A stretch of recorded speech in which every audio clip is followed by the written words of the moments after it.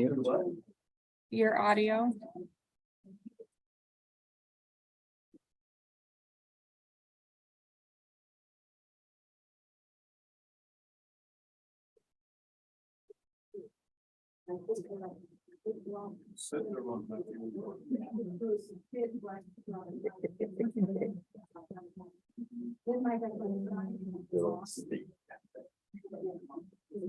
Is it summer? Having a summer come.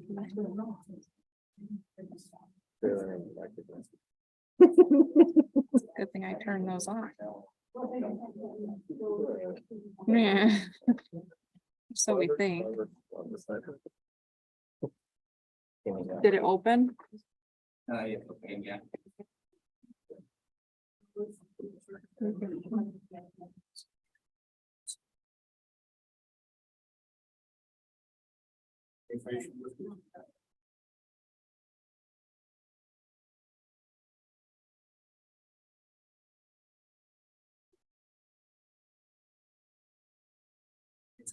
It's up now.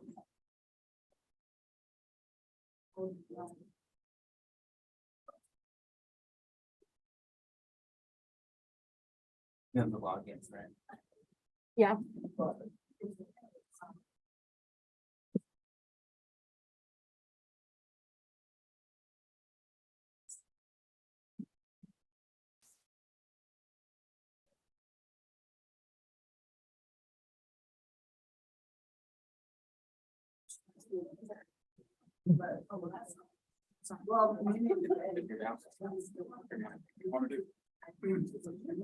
it's on, it's working, right? Going fast once you share space.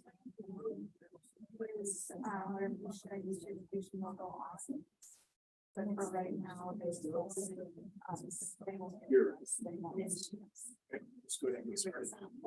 Put the recorder on. I don't want to move the camera because it's up and now it just Mine- dropped out.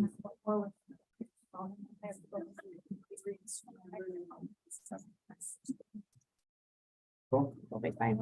Thank you.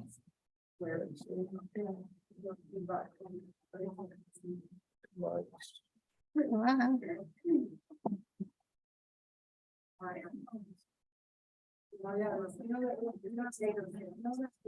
Let's go ahead and get started. Want to welcome everybody out to the Roy City Council meeting for June 6, 2023. Time is now 5:32. We have with us tonight Council Member Saxton. He is currently zooming in. Scadden, Councilmember Scadden. Saxton again. Oh my heavens, Randy, sorry. It's okay. We have Councilmember Jackson. We have Councilmember Sophie Paul. We have Councilmember Wilson. And we're going to excuse Councilmember Joe Paul. And we don't have our youth council member. We've asked Councilmember Sophie Paul if she'll go ahead and lead us in a moment of silence and the pledge of allegiance. Okay. Please join me in a moment of silence.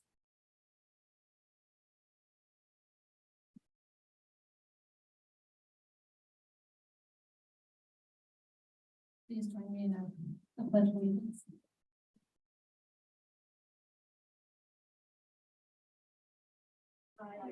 Allegiance to the flag of the United States of America and to the republic for which it stands, one nation, under God, indivisible, with liberty and justice for all. Thank you. Okay, we got two consent items.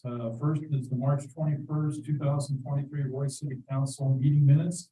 Specifically, that is the work session minutes, I believe. At least that's what I read. Okay, so maybe we just make a little, just for clarification, we also have the April financial statements. Do we have any comments relative to the minutes and the financial statements? In regards to the minutes, there were a few changes already made and I've just submitted the rest to Brittany, but otherwise. Anything else? Okay, I've got just a couple of statements relative to the April financial statements. Kind of helped, Matt's kind of helped me through this. I want to share, he needs to share his comments with you relative to what that report is.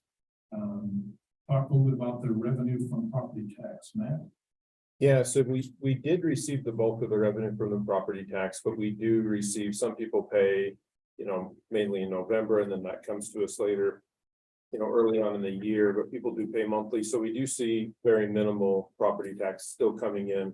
And the remaining goes into the delinquent tax. And then at the end of the year, there's usually some not budgeted adjustment, but adjustments to comply with GASB, the standard of accounting that we have to abide by. So there is going to be just minimal changes there. Okay, but 98%, I think is what the report shows, has arrived. And with some minor adjustments still coming. Good. Yep. I looked at the miscellaneous revenue and it showed 418%.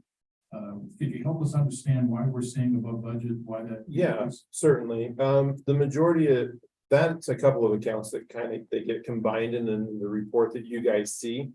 There's multiple accounts in there. One of them is sell of fixed assets. And as you know, that we bought the new fire truck and we sold the old fire truck. So a big portion of that 400, we weren't anticipating selling the fire truck this year. And so that's the bulk of it. Also, we do invest our funds in the PTIF, that's the state treasurer's account. And as you know, if you've bought a car lately, interest rates are going up. Our interest rate that we received on the revenue there also has gone up. So that's above projections as well. Class C road funds revenue shows at 42%. This thought, since we're basically in the 10th month of the 12-month period, I would have thought that the road C revenue funds would have been higher than 42. Yeah, this one's a little bit trickier. What it comes down, it's basically accounting. Some of the other municipalities does a book entry on this to fix it. Our expenditures are $2.4 million, but our revenue that we're receiving in is $1.4 million, and we're using the balance out of our fund balance. And so there's an additional entry. If you look in your budget, it will say contributions from fund balance.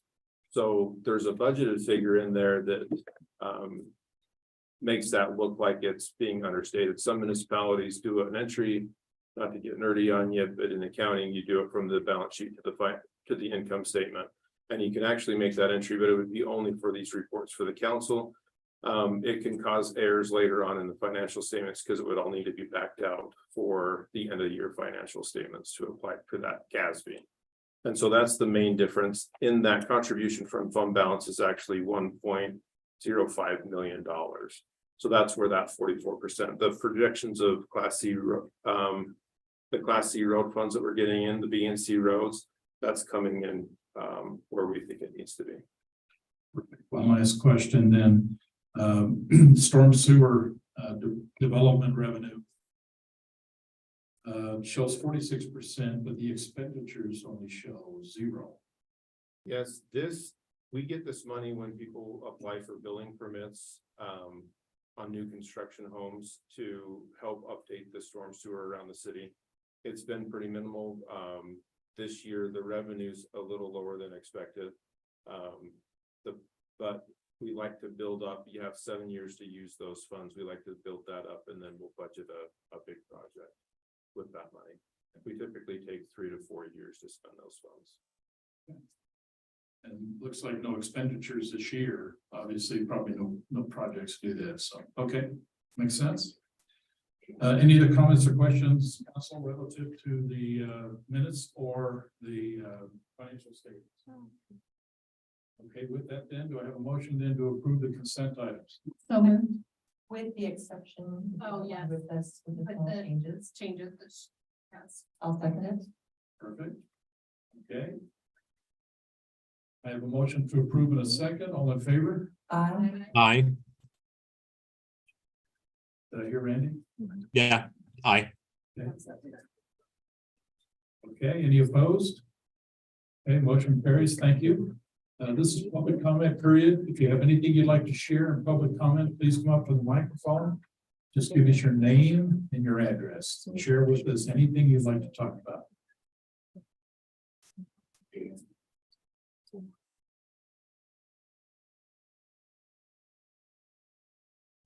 It's good to have you. Hopefully, it can pick me up on. That's working. My name is Janelle Holbert. I live at 417A Westlake Drive in Roy, Utah. And, I just wanted to say two things quickly. Can you bring the microphone just a little bit? Yeah, I was trying to trying to just tilt it. Thank you. There There we you go. go. Okay. I was just gonna say I was in favor of passing the general plan. I think a lot of money and time and thought has been put into it. I think there's been a lot of good changes and I think it's ready to be passed. So I wanted to just give my input on that. And then also, I just wanted to say thanks for all of the work that you've done with the Roy Rec Center. I know it's been crazy. But we recently had an experience that my scout troop has been trying to find a place to pass off their swimming merit badge, and it's been a lot more difficult than you guys realize without the Roy Rec Center, because of when certain ones are open, ones aren't open, and how they're owned and ran, and so I just appreciate all the work that you've done on that, and I know that it's been maybe a rough go, but I just wanted you to at least know I appreciate it, so. Great comments, thank you. Anybody else like to share a thought? Okay, thank you. Name and address. Michael Gann, I'm at 2174 West, 5650 South. I haven't been here for a few weeks, but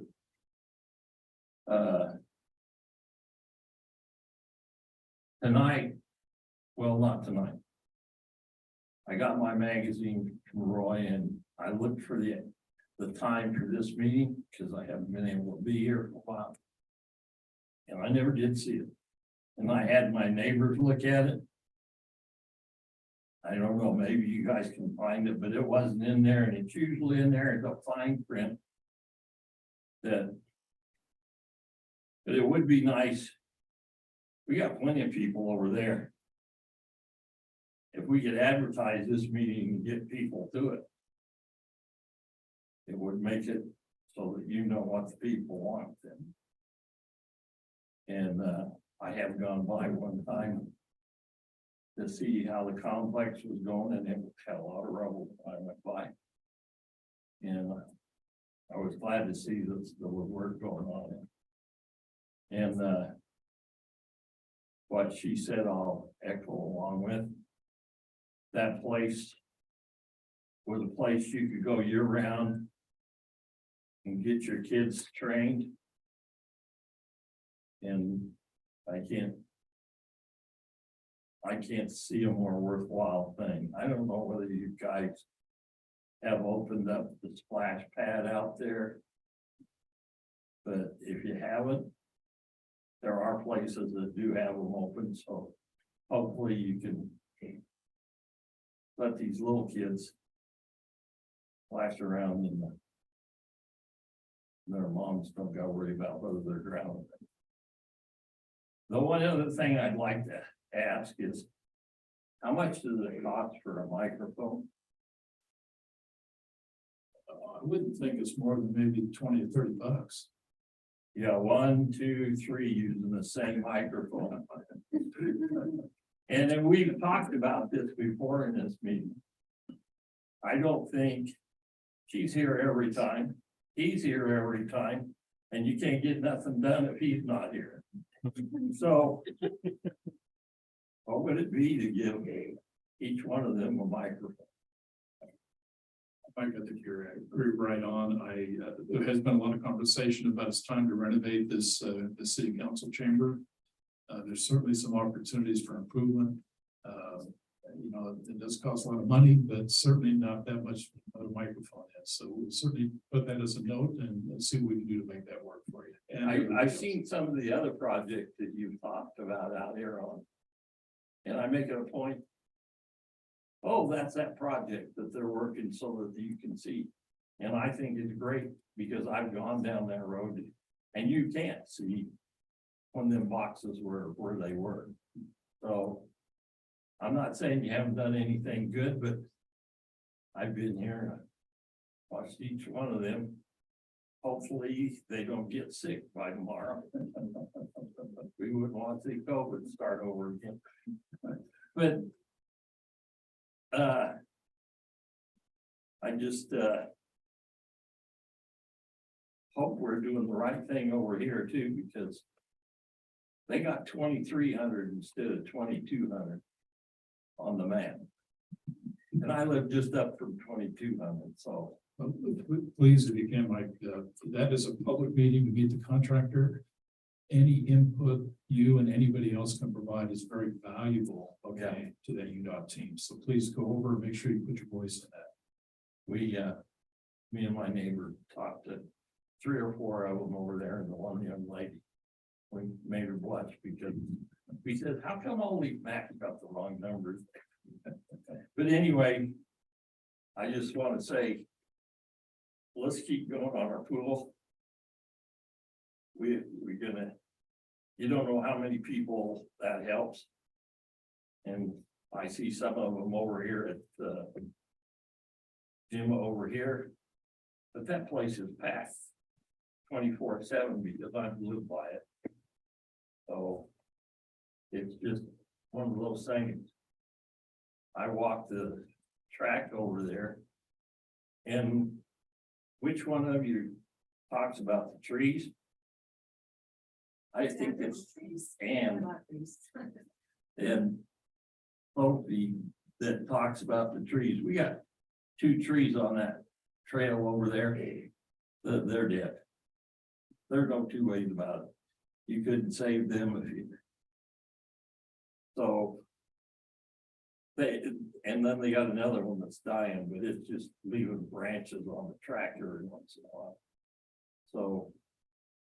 I would say if you haven't done anything on that, it would be a good idea to get on that too, because it's some of those pine trees might, I'm not positive because I don't know that much about it, have that beetle in it. And maybe you can save it, maybe you can't save it, but there's 2 or 3 of them down there that look like they're in good shape, but one of them's starting to look like the needles are all coming up there and brown, so I'm not sure.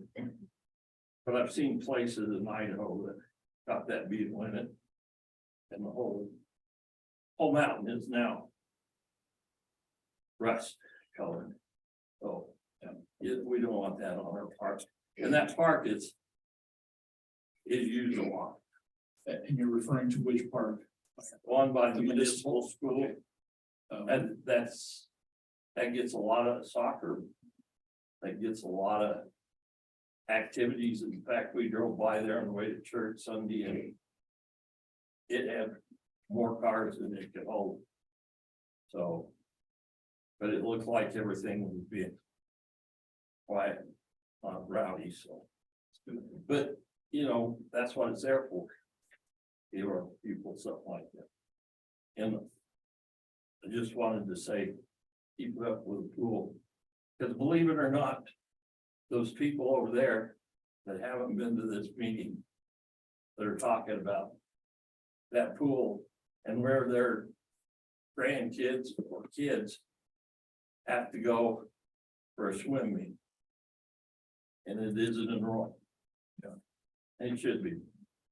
And I'll leave it at that. I probably wore out my box, but No, you're fine. Thank you for the input. But Mike, if you do me a favor, we're going to talk about trees at the end of this discussion and the complex. You may want to stay, if you can, stay with us and listen to the updated information. well, I can now. I got my wife glued back together almost, so, okay. And Mayor, I just actually confirmed, I went through the most recent version of the Roy Connection magazine. And I could not find our meeting schedule for city council meetings or planning commission meetings. It's usually in there. Homer, I live at 5398 South, 4000 West here in Roy. Last week, there was a special meeting where city council and mayor and staff discussed fiscal year budget for 2024. And you all probably have a pretty good idea that there are some things on there that I think we probably should not be spending money. Some things that are appropriate and good for us to spend money on. I want to suggest that there be an item added to the 2024 budget that is specifically for a more equitable compensation for the mayor and the city council than what they are paid for their service. I see and I'm aware of only a very small fraction of what you as elected officials do, and compared with other cities, other municipalities and county, here in the county, we're way far behind. You're not being compensated fairly or correctly. So I think we need to do a little more study, see if we can add that to the budget. Myself, I noticed there's one line item on the 2024 budget, $66,000 for a dog park. I say we take half of that and split it up with you guys, because that would be a little more equitable. We can still have a dog park. You need a little more compensation, and I do look forward to Facebook comments from dog owners. Thank you, Cal. Okay. Anybody else like to share a thought? Thank you. Name and address. My name's Ryan Perrin. I live at 3909 West 5425 South. I just want to come publicly voice my opinion about the closure of restrooms in the parks. I understand it's frustrating to deal with graffiti and vandalism, but I also understand it's frustrating for people to attend a park without the ability to utilize facilities. It is nice that you've provided porta potties, but that's a very limited item for the number of people that attend a park. I listened to your discussion about cameras and security options, and I'd like to offer, if you want my opinion on it, I am a supervisor for the city's parks department. I deal with this on a daily basis on probably a much higher level than what's getting done in the restrooms here. We do everything we can to provide those restrooms. We understand the importance that they serve for the general public. And I just wanted to voice my opinion that I feel that I know you guys are working on resolving that. I hope there's a resolution that can come that's a little bit better than a single porta potty for all the public that attends. Great comments. Thanks, Ryan. And again, I think at the end of this conversation, Matt, we're going to talk about those restrooms. So please, if you stay with us and we'll see where we can go with that. Thank you for your input. Anybody else like to share a thought? Okay, we'll go ahead and move out of public comments and go right to the action items. First action item is consideration of ordinance number 23-4. Consideration updates for the 2023 general plan, appendix A, and adding the stationary plan as part of the House Bill 462 that took place in 2022. So with that, Steve, you're going to do the talk? So We're going to start with you, and then we'll turn it over to our contractor.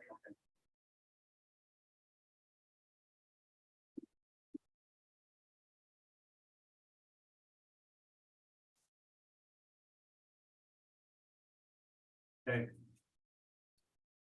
So this is, as you mentioned, just going over the station area plan and station area.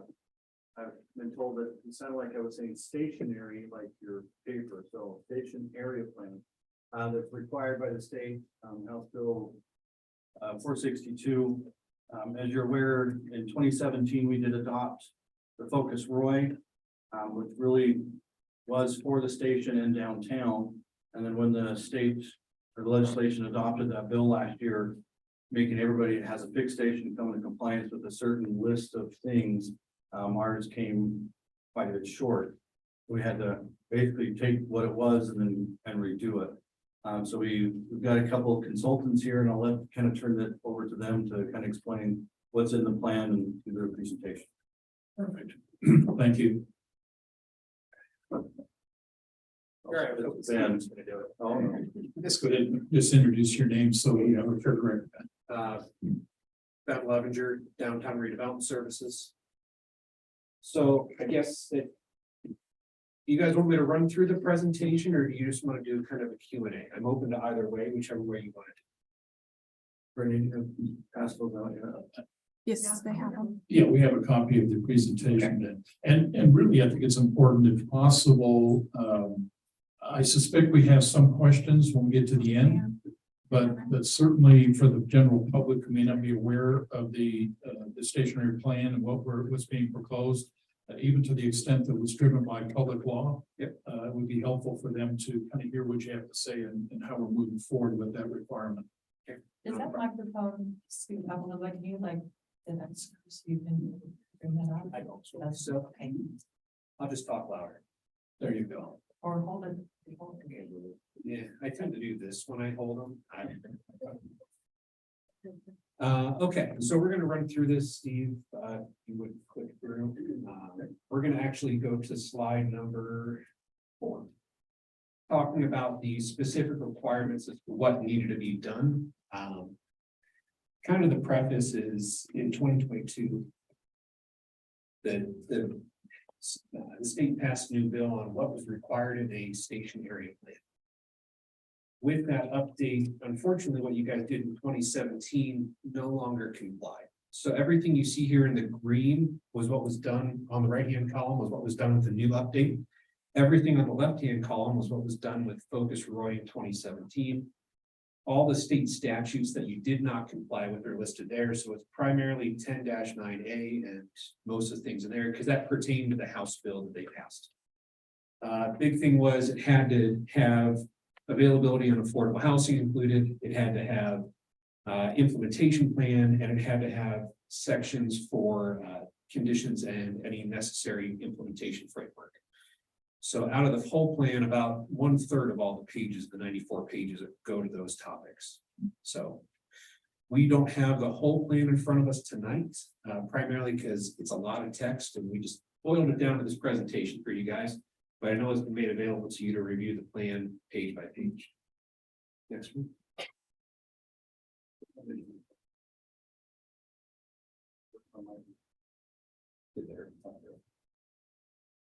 Cool. Well, this is a picture of the area. There's a real nice two-part. You can see my wonderful iPad. There's a radius drawn around that map. Don't understand, but that's it. The whole purpose is the map.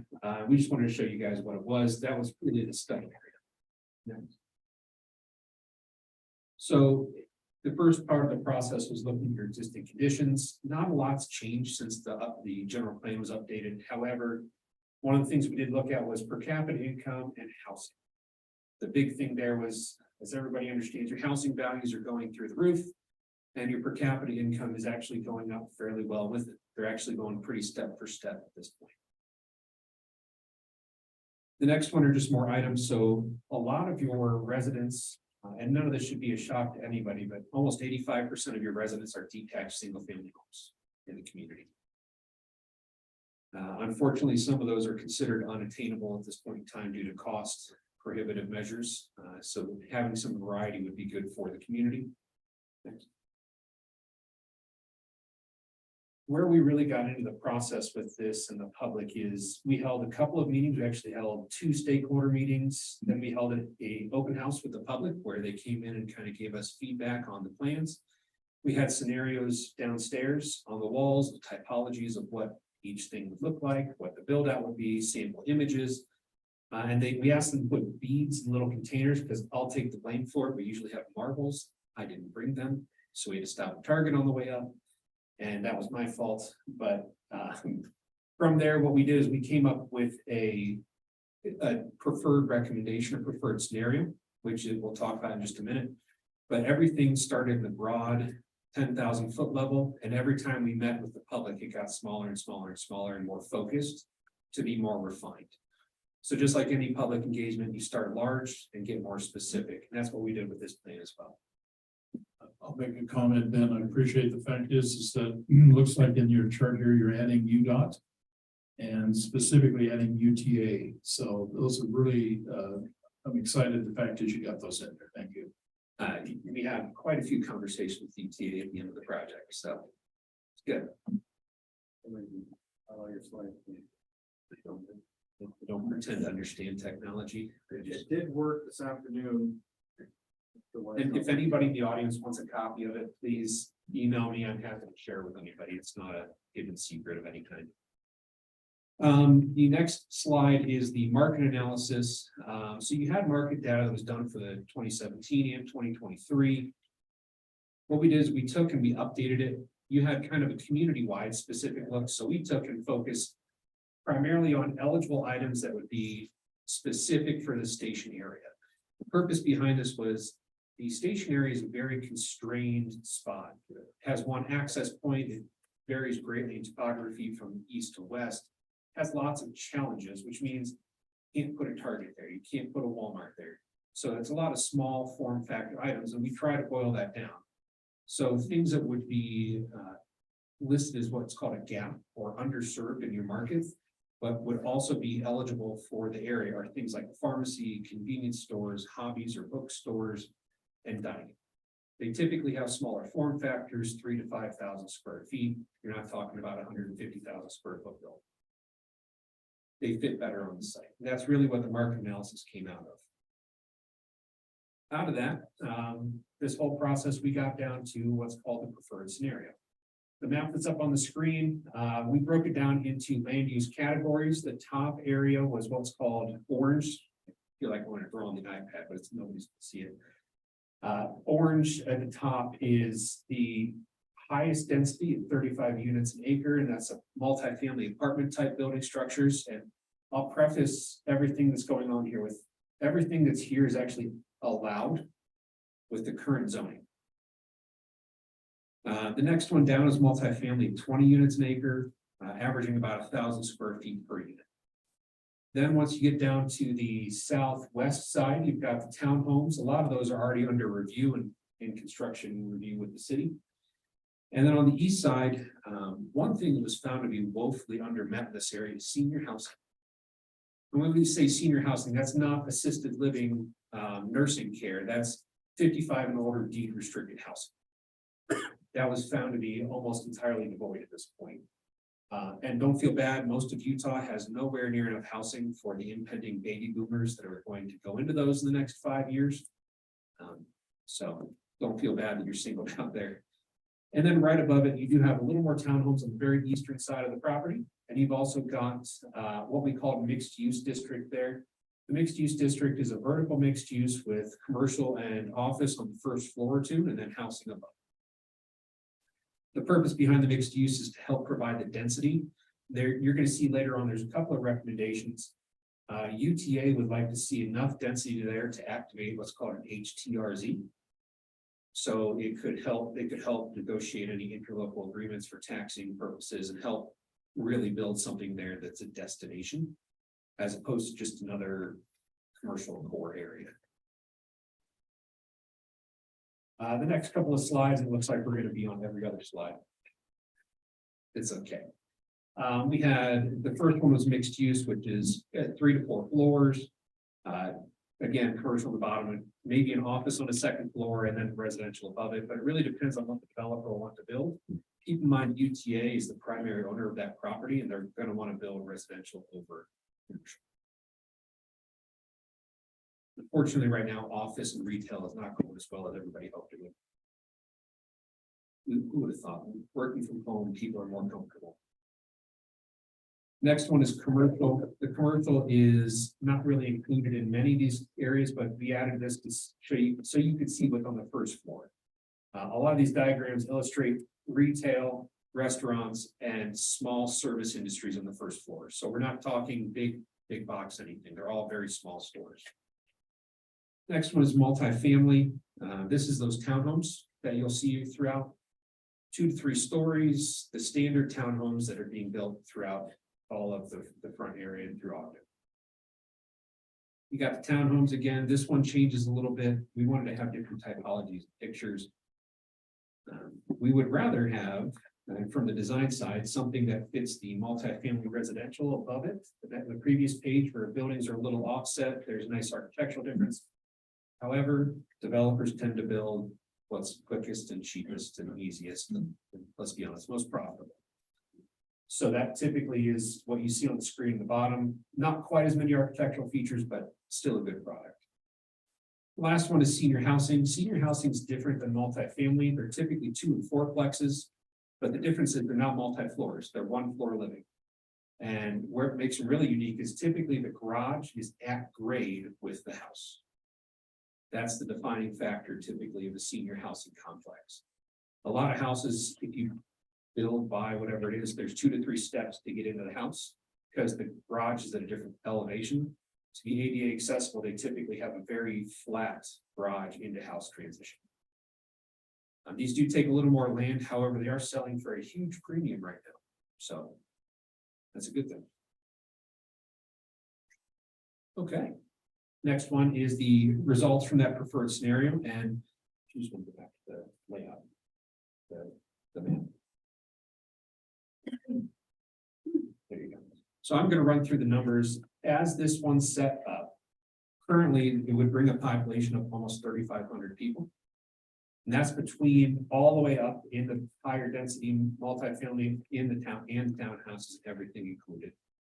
Almost 2,000 households, 665 medium density units, which is the very northern end.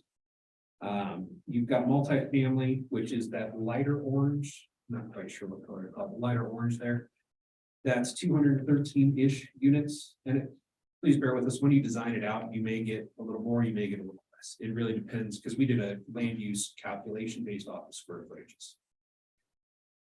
Senior living is 191 units, which is a great number for this area. That would be a really nice complex of, you'd be amazed how many elderly people sit on the back porch and talk with each other back and forth in those complexes. Townhomes, 556. I believe there's almost 300 already planned along that western side of the railroad. And mixed use, there's about 400 residential units over that area, the mixed use area, with 500,000 square feet, 500,000 square foot of retail in that area. And that's split between office and retail. So it could go one way or the other, and that's really going to be determined by what the market will build. If it's retail, it'll be retail. If it's mixture, it'll be mixture. Okay. Well, we're going to go off of this little device here. Overall, a lot of these units are, and the big thing we want to talk about in the remaining slides are 2 things. Jobs created. You're going to have a total of about 1,500 jobs that will come in based off of developing that to those densities. That's a lot of extra revenue that could come into the community, both for that and for real estate. And we did run a very quick analysis on water usage for what it would take to run this. We're happy to say it would take about 81 million gallons a year of additional capacity to build that development. So we didn't run the numbers to see if that fits in your matrix or your capital improvements budget or your plan, but we wanted to give you the number of what that typically needs based off of those units. The way that's figured out is based off of the process of how many units, how much water they have, and that's all based off how many people live in those units. The programs and the spreadsheets have it broken down to if it's 2.7 people per unit, each person brings X, Y, and Z amount of water or uses X, Y, and Z amount of water. Other than that, did you? The remaining pages are kind of a sample, very conceptual, sketchy layout. We put blocks on the page so you can see what they look like. We also put some sample renderings in there of what they are, because we know some people have trouble seeing plan view. So we put some renderings in there to see what they look like if you tilt it a little sideways, so you can see how big the buildings are, how tall they are, how big they are on the site. The one thing that I'll say out of this that we got from UTA is there's a desire to have more density in their area. Right around the front runner station. They're less concerned about parking at the station than they are about having adequate density there at the station. Again, they're about mass transit. That didn't shock anybody that was on those calls. But I think for this community, it's about striking the balance. And so having that balance put in place is really important. I think it's something this council can help determine. You'll see in the remainder of the document, there's quite a few recommendations for the transportation section. One of the things UTA was keen on was a rail to trail to get people across 4,000 and into the site. And they're happy to take that on whenever you guys start asking about it. So if that's something you guys are interested in, start poking that bear a little bit and getting them in action. let's make sure I understand exactly what we're talking about there. Council, in our 5-year strategic strategy plan, we put in there a idea to try to figure out how we can get the people on the west side of the railroad tracks, and certainly try to tie that to the UTA trail that's over there. Get them across the rail track, to walk or ride a bike to the east side over by the train station. What I think I heard you just say then is UTA would be very interested in helping us come up with a plan or a product to be able to make that happen. Correct, and they are the right people to tackle the Union Pacific discussion on how they would, a pedestrian would cross that intersection. Yeah, I think, if I do have one concern, and I'm sure you recognize this better than anybody. Only access we have at that point right now really is across 4,000. Correct. And the challenge with 4,000 is that it's a little cumbersome. It certainly is not ADA compliant, or at least reasonably compliant. And there's some hesitation, I would think, to have any parent would like their children to have to get across that very busy track process right there. And so any type of a pedestrian bridge that can get us from east side to west side across that track would be very valuable. I think you've got 2 phases of this process. The first phase is likely an at-grade crossing, which I know nobody likes to hear. But the second phase would be some kind of an over bridge structure. Yeah. But I think you take what you get when somebody's giving it out for free, right? You say, thank you very much, but what about the next one? And you ask them for future help later, but yeah. And it's really a public safety issue, and we've got to find a really good solution for that as well as part of this process. that's correct. And that's going to take coordination with UTA. Yeah. Out of this recommendation is the implementation plan piece that you're going to see. A lot of the recommendations, we actually called out specifically, and they're not in this plan. A lot of the things that you're going to see here are falling early on, are going to fall to the city for responsibility. They're things that were determined to be recommended for the city to take on, so you could help dedicate or dictate the means and method of how that site is developed. So UTA is very interested in developing the site. You're actually very lucky you have an HTRZ opportunity, but they are interested in it. However, they don't want to lead the way. They want the city to lead the way, so your vision and your goals are met. So the idea is to do enough work that you have a good concept, a good idea, and the look and feel of what it is, and then they'll take and run with it with the developers. But they want you guys to have enough say with the public through a process that it is publicly driven. And that a lot of these things you're going to see on here are circled around that kind of, how do you take it to the next piece to where UTA would pick up the ball and run with it. And all these are actually spelled out with action items, responsibilities, who's going to do each task in the whole doc. So I don't think we need to belabor that one. We appreciate that. Other than that, that's the bulk of the presentation. We have things for 1 year, 3 to 5, and I think we have 6 and above. So 6 and above, you're going to see a lot more UTA things, but unfortunately, that was a directive we got because that's kind of how far out the planning. State government work. Okay, council, any questions for Ben relative to the presentation that you was giving, or anything else in with the plan that was provided to you to review? So I luckily had a chance to speak with Ben yesterday, so I don't necessarily have more questions for him. I just have some discussion items I'd like to do. So if you guys have questions for Ben, great. Otherwise, I'll go in with my discussion items. Council, anything? Okay, the only thing I have, Ben, really was, and you've probably seen these through Steve or Diane, I think I put a copy in with the council, she may have talked to you.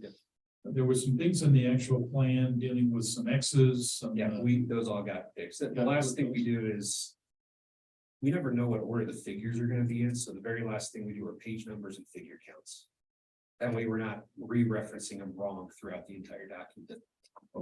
So can I assume then everything I sent you, you've looked at and you're making whatever adjustments to those? And Steve has we sent them late yesterday, a copy of it. Okay.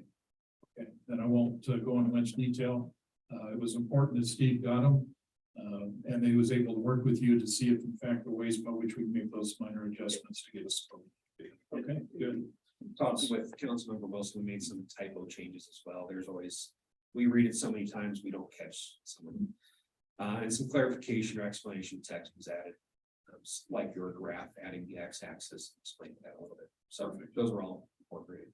Okay, Diane, you had some things you'd like to share? Yes, but first of all, thanks to Ben and Valerie and your team. This was a big project in a very short time, and I appreciate your interactions and your help with that.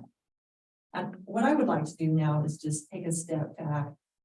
You talk about the Focus Roy 2017 plan, but we have made a lot of changes. In fact, just a year ago, we adopted some big zoning changes, which actually increase a lot of the densities and make a lot of the advances that have been asked. And so I just wanted to maybe review some key areas that the residents have had great concerns about. You know, their feedback, they understand that needs are there. They have made some concessions for what they wanted, but their primary concerns are density, parking, type of buildings. They really want to have limited apartments to try to increase the chance of owner occupied housing, increase longevity, traffic, and catwalks.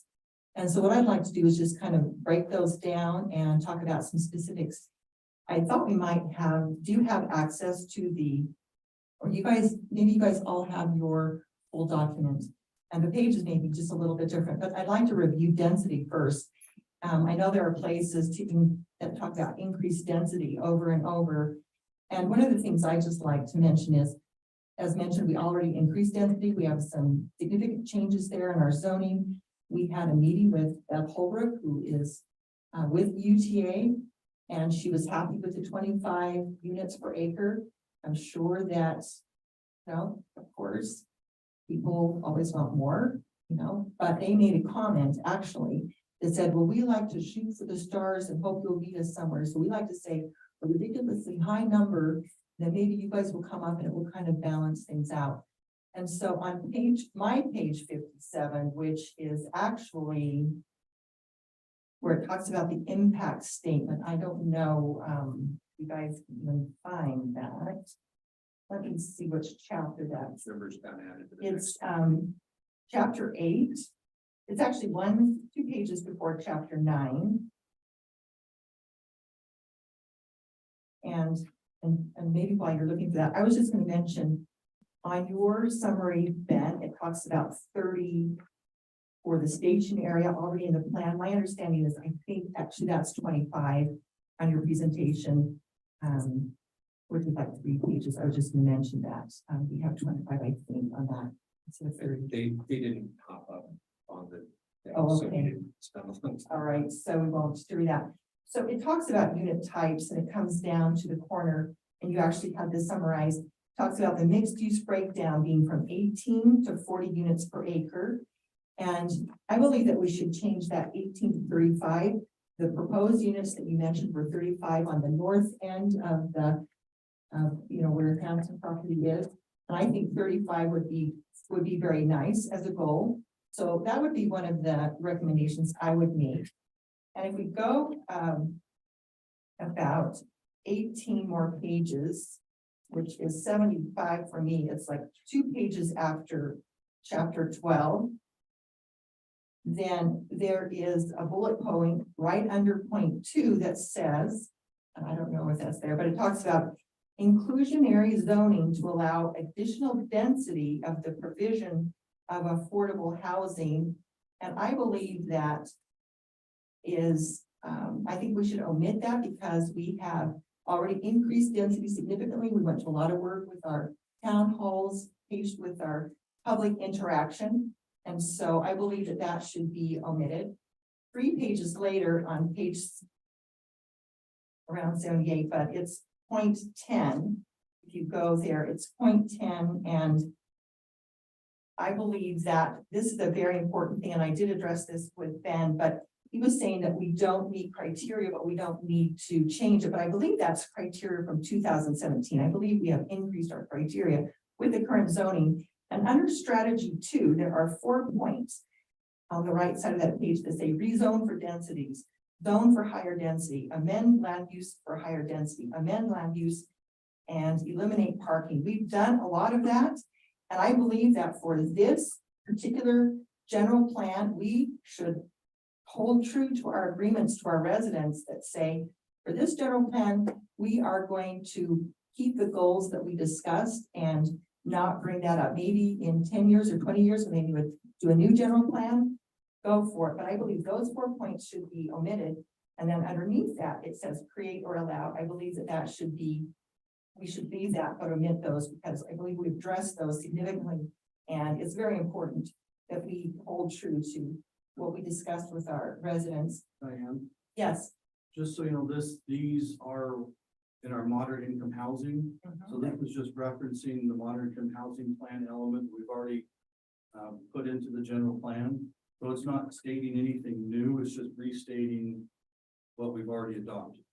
Okay. So by omitting this, we may become, Wasatch Front may look at this plan that we have to give to them and say, where are your moderate housing strategies?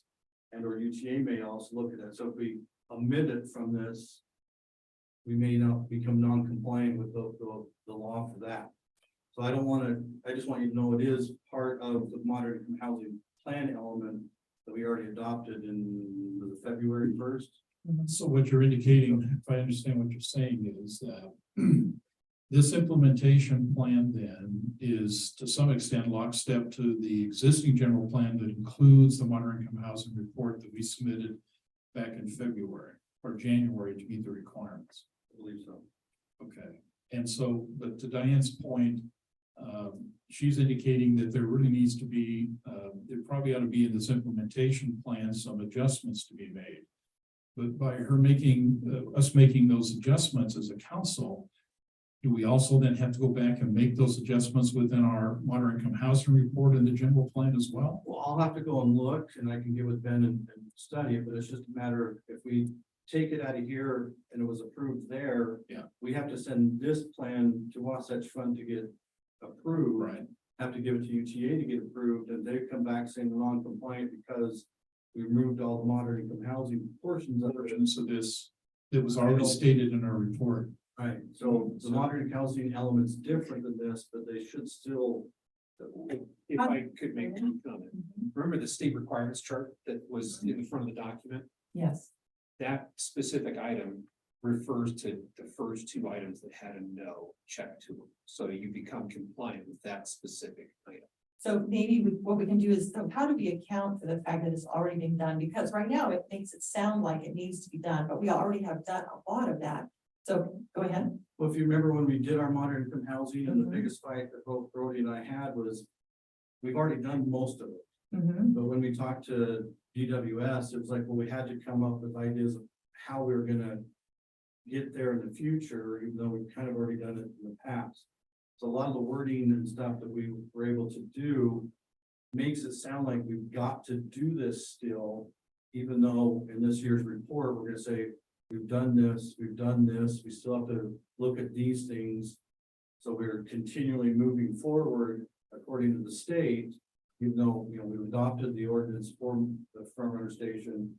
We've done a general plan, we've done most of these things. But we still had in there, things we still had to accomplish. Is this where we changed the wording that said had been done, like rezone, moderate income housing has been done? Because I know we added some of that wording to some of that stuff. Yeah, but they still required something to do in the future. So we had to still make it sound like we still had things to do in the future. So this was one of them is. It sounds like we still have to do it, but we really have done it. But I don't want to say take it out Mhm. and then us get. Deemed non-compliant Mhm. when it Okay, I can look at a moderate housing, Yeah. make sure that the two are congealed, nothing's different, but I'm pretty sure I sent Ben the stuff, so. If it's wrong, I'll smack him, but, I just don't want to change that. And okay. it's also deemed, incompliant or non-compliant and have to come back in 20 days and put it back in. I would just like to make sure that we do something that acknowledges it has been done. So it doesn't make it sound like we have been deficient and haven't done anything towards that. So why don't Steve and I walk that fine line and see what language needs to be. Okay, thank And the you, report that's due on August first will reflect what we have done.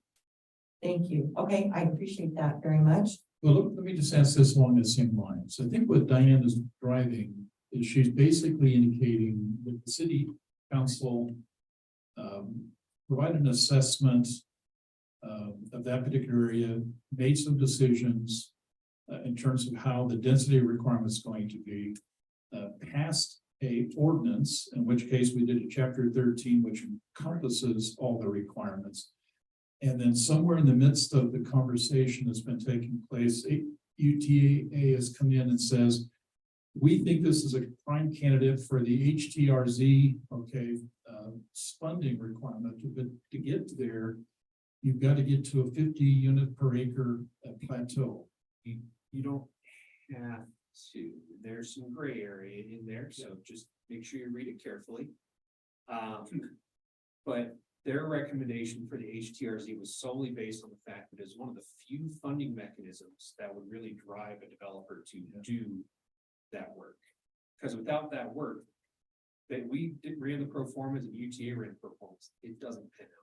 So without going into the HTRZ funding source, which is available to a developer to help build this, and to make it work, they've got to see some levels of density be involved in that process. And at this point, the assessment is that our chapter 13, even though we increased the density requirements in there, was not going to allow us to get to that level.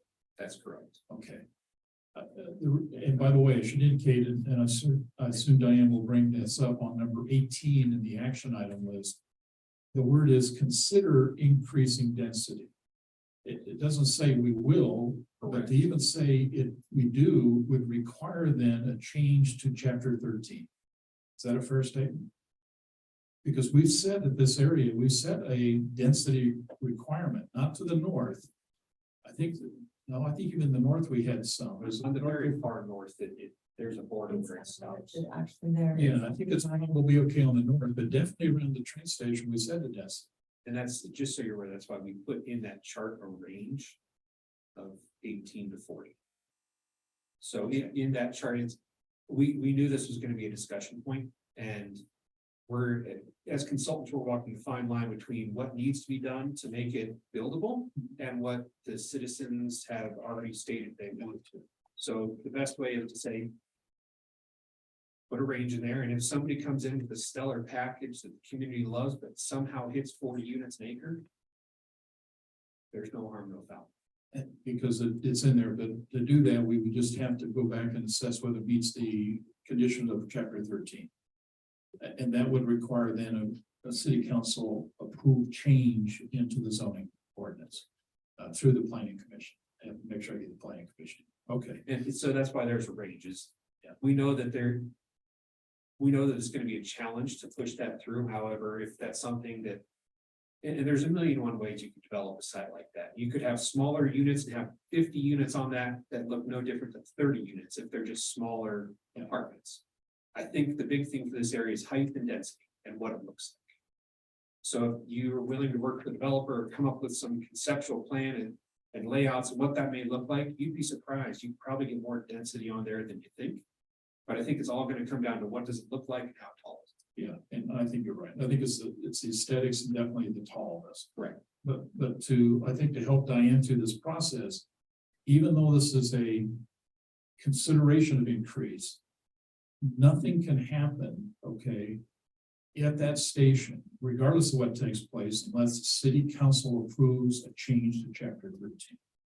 And without that change, council, we can't really, I mean, we can have a good proposal here, but if there's something that's going deviate from chapter 13, we've got to get that changed. Which gives you guys the I don't want to say final say, but gives you the authority to say yes or no to the process. And that's kind of the key there is you have that. And that's how it is, because I think to Diane's point, bottom line is that we're answerable to the public, and the public basically worked with us to come up with a solution for that area that seems at this moment to fit. So, okay, I just want to make sure I understand. Go ahead, Diane. Just to, again, with that range, it helps UTA say, oh, well, it meets our requirement of the range. So also we, start making that range a lot smaller, they may go, no, we need to raise that. Like Mayor Okay. said, is we still have to adopt, Mhm. amend, mixed use ordinance to allow for higher densities, especially on the south side where it's 18 and 25 already. That's why we put consider in there instead of some formal. If you decide not to act on it, or you decide to consider it and say no, you have met that action item. Well, and Ben, to be honest with you, when we first went down this path, and Diana, I won't take away from your point, but when we down this path, we looked at all of this area. Now, technically, even UTA will say they've got 20 acres. And the fact of the matter is they do. But the other 25 or 30 acres in this mix, okay, is owned by private. Right. And this stationary plan now has taken that other area that's not UTA and says, hey, we can put some additional housing at this location within walking distance, okay, of that train station. Which if they were only addressing the 20 acres they own, they certainly can say, yeah, we would like to get to, 4 stories or 5 stories, whatever that number is. But we think we can have it at less stories of height, because now what we've done is we brought in and put all the private land into this game. And the private land can also fill those trains, okay, as they're moving in and out. And to be honest with you, I think UTA gets a better deal from our proposal in terms of, because of proximity and all of the residential units being proposed and currently in chapter 13, that it more than basically meets the needs of what UTA would ever expect to get on their 20 acres if they get a couple extra floors of density. So, I think it's going to require us to talk to the trustees. I'm certainly willing to do that. But at the end of the day, council, you're going to be the ones that have to make that choice. And they have to make it. As you says, I'm not changing chapter 13. We don't change chapter 13. That goes to action item number 6. Oh, is that what we're doing? It says I read it, negotiate but- terms and assemble surrounding properties. Yeah. That, to that point exactly. UTA made it very clear that their parcel is very constrained. And it's not anything that has to do with them. The topography of the site has no secondary access. So in order to make any development really work, properties have to be assembled to accommodate. That's right. Okay, I'm sorry, Ben, go ahead. Or Okay. Diane, you want to finish your thoughts? So as we go forward on point 15, the very bottom sentence, and I should have probably brought this up to you yesterday. It says additionally, this can be met through increasing density, height, or units per acre in this area for chapter 4 strategy 2. And I wondered if the chapter is correct, if you'll just double check that. I will double check. And so, and of course, my book would say, it can be met through increasing density. I'm saying not worry about it. But then if we go to that next point, which is number 18, I know it says consider, but here's one of the biggest concerns I've had people talking to me. As soon as you have 25 units versus 55 units, and they want decreased parking. So now we say we only want one, and we've got it in ours, it's like 1 and 1.5, but UT only wants 1 parking spot per residence. Well, guess what? I've done a lot of research. You look at all of places across, there will be a few people that only have 1 vehicle, but there are going to be a lot of people that have 2 vehicles. And guess where they're going to be parking? They're going to be parking up in the other homes, the single family homes, they're going to be parking there. Now we have 55 units. Now, maybe you won't have double parking for that, but as soon as you go from 25 to 50 or 55 units, your parking crisis increases, and UTA doesn't really care about parking. And I know that I'm saying this because you're standing there, but that's why it's so important for me, in my opinion, to either omit 17 or say consider, but certainly don't say allowance for up to 55 units, because if anyone looks at that, that's going to be like a kick in the teeth for our residents when we talk to them. In fact, we even addressed the HRTZ and HDRZ, and we said, well, and they said, and we kind of agreed that that wasn't something we were interested in. So I appreciate saying consider, but I would definitely think we need to not, likely no one will ever read this, but sometimes people do deep dives, and I definitely think that we should leave it at consider, but whatever the rules are for that at that point, and I think we should at least take out allowance for up to 55 units per acre, especially now that we know there's a chance of that. What, So I just want you to think what I about will that. say is our professional recommendation is to leave it in there and don't touch it. The purpose being if somebody comes in with a really great design that doesn't affect parking or any of these other items, maybe they build parking, I don't know. You don't want to have yourself backed into a corner. So the purpose with having it say consider is it's an option for you in the future. And this is one of those things that UTA was fairly, I don't want to say set on, but fairly set. That if they're going to do something on that site, that's one of the very few mechanisms they have at their disposal. But I don't know that we're backed into a corner. If we don't put any units there, maybe it will be 40. We can certainly add it. It's like anything else. We can change it and add it in 10 years or 15 or 20. But I just think that it inflames a little bit of what we've already discussed. So that's my comment for everyone else to think about in regards to that. And then I'll go on to parking. I really appreciate that your first point is the parking study. And there have been some input about the bike parking, but I don't know that that makes a big difference there. One of the comments that I received in regards to building types, a lot of people are concerned with apartments because apartments do have a higher incidence of turnover, as I mentioned earlier. We have the senior apartments that are written there. I think that there would probably be a little more longevity in senior apartments, but I would just maybe ask that we change that wording to say something like considers the senior living housing. I would like to change the wording there. Just to clarify, which one are you on? That is on page 61, when we go to the recommendation for the building types. So it's, I don't know if it's not 60, it's probably on your, but it's under site layout. Okay. Site layout, chapter 9, and if you go to the I thought you were still recommendations. Sorry. page out there, sorry about that. So if we go to the southern site plan, Here's what I see is going to be the challenge with this, Diane. You're making some interesting comments. I don't know how to track that. And to be honest with you, I'm not so sure we can approve it. I mean, I don't know what to approve now or even ask you what to approve. Which basically means is that either, because you may have some legitimate issues, but in absence of not reading or seeing any changes, I don't have a clue what to present to the council except a recommendation to table and hope you meet your schedule if this gets tabled, because you got some timelines, you gotta have this thing done. we'd have to do it for next meeting for sure. Well, let me move on to at least my next point, which is the catwalks, which are addressed throughout this entire thing. I know that it talks about having pathways and all of that sort of thing. And I know that it doesn't force us to do it, but my big concern is maybe what we could do is just say something about when developed, as opposed to trying to increase the workload of the city staff by creating a path through the empty property and that they have to maintain. And we talked about first mile, last mile. Okay, we got several of those, about page 68, which would be on chapter 10, and would probably be the page right before 11. Right before Actual chapter 11. transportation and transit. Right, where it talks about extending 2675 with a path.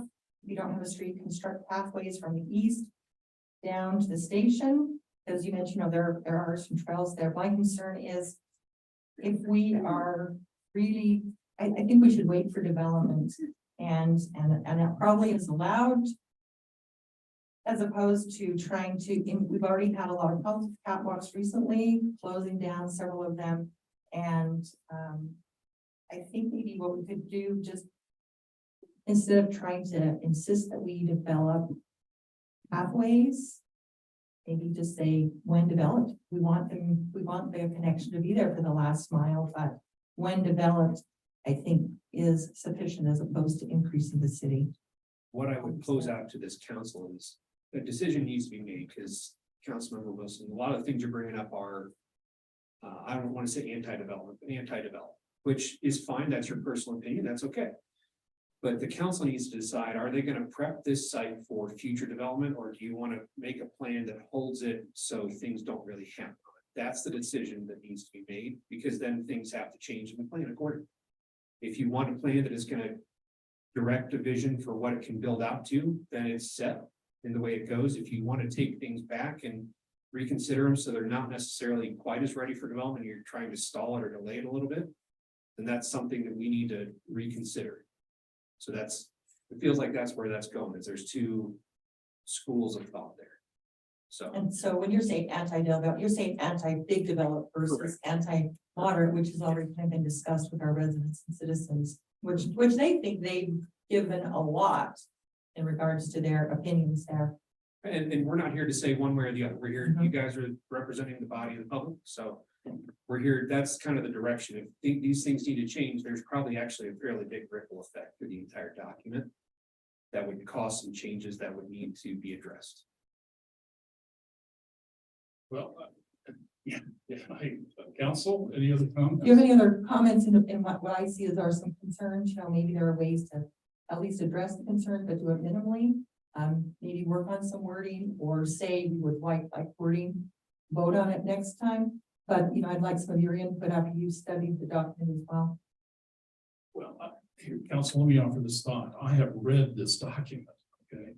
But certainly there's some other ones in here, and as I mentioned, at least in my feedback, without having pages, it's been hard for me to track it, but I think I have tried to go through it in such a way that brings out what appears to be some of the lesser issues.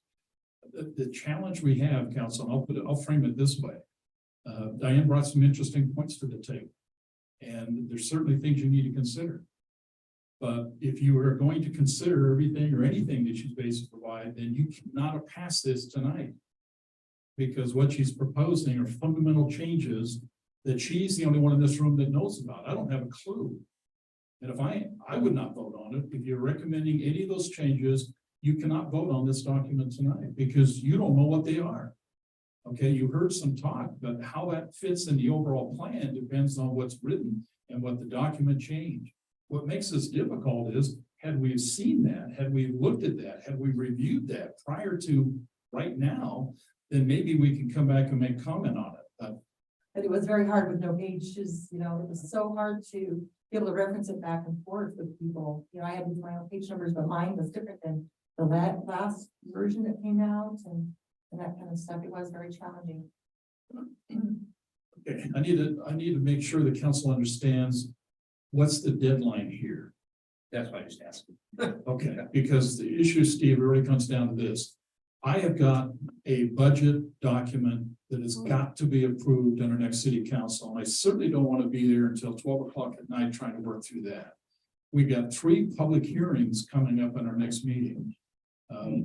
Obviously, if the council believes that basically this is not ready and it still needs a lot of work, then I'm indicating to you, somebody's going to have to get real busy and get to the council all the proposed changes we just heard and get it in here. And we've got to have plenty of time to review it and also prepare for our next meeting to basically approve the most important budget.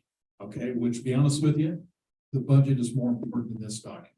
So Budget, you don't operate. I know. So. And bottom line is that okay.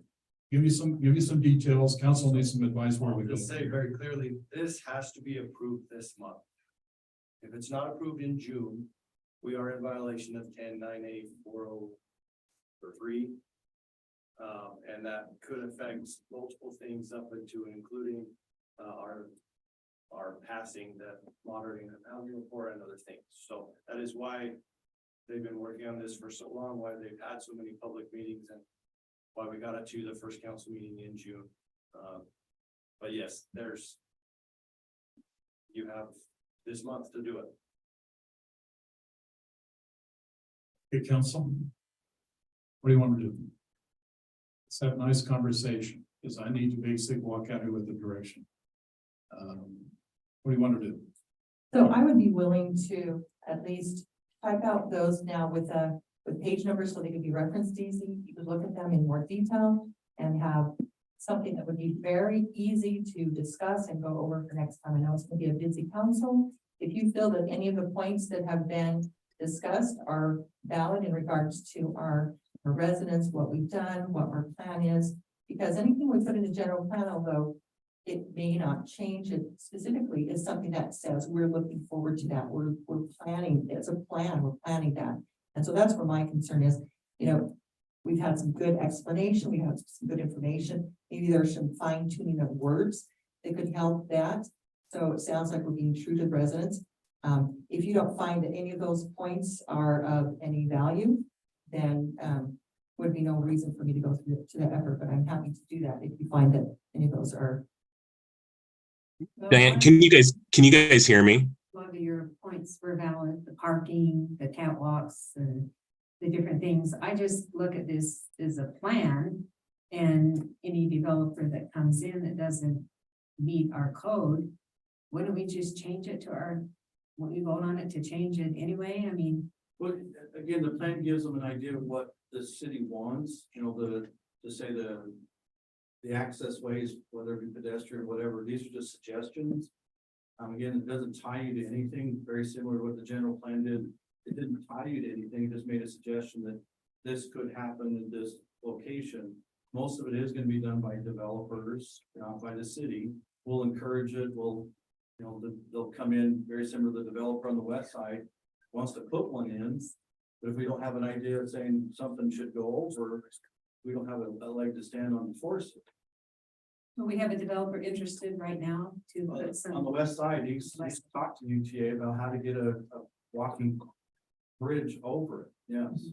And UTA apparently is amenable to help facilitate that, so. But we to don't be have to- clear, and if you start talking about it now, it's many years down the road.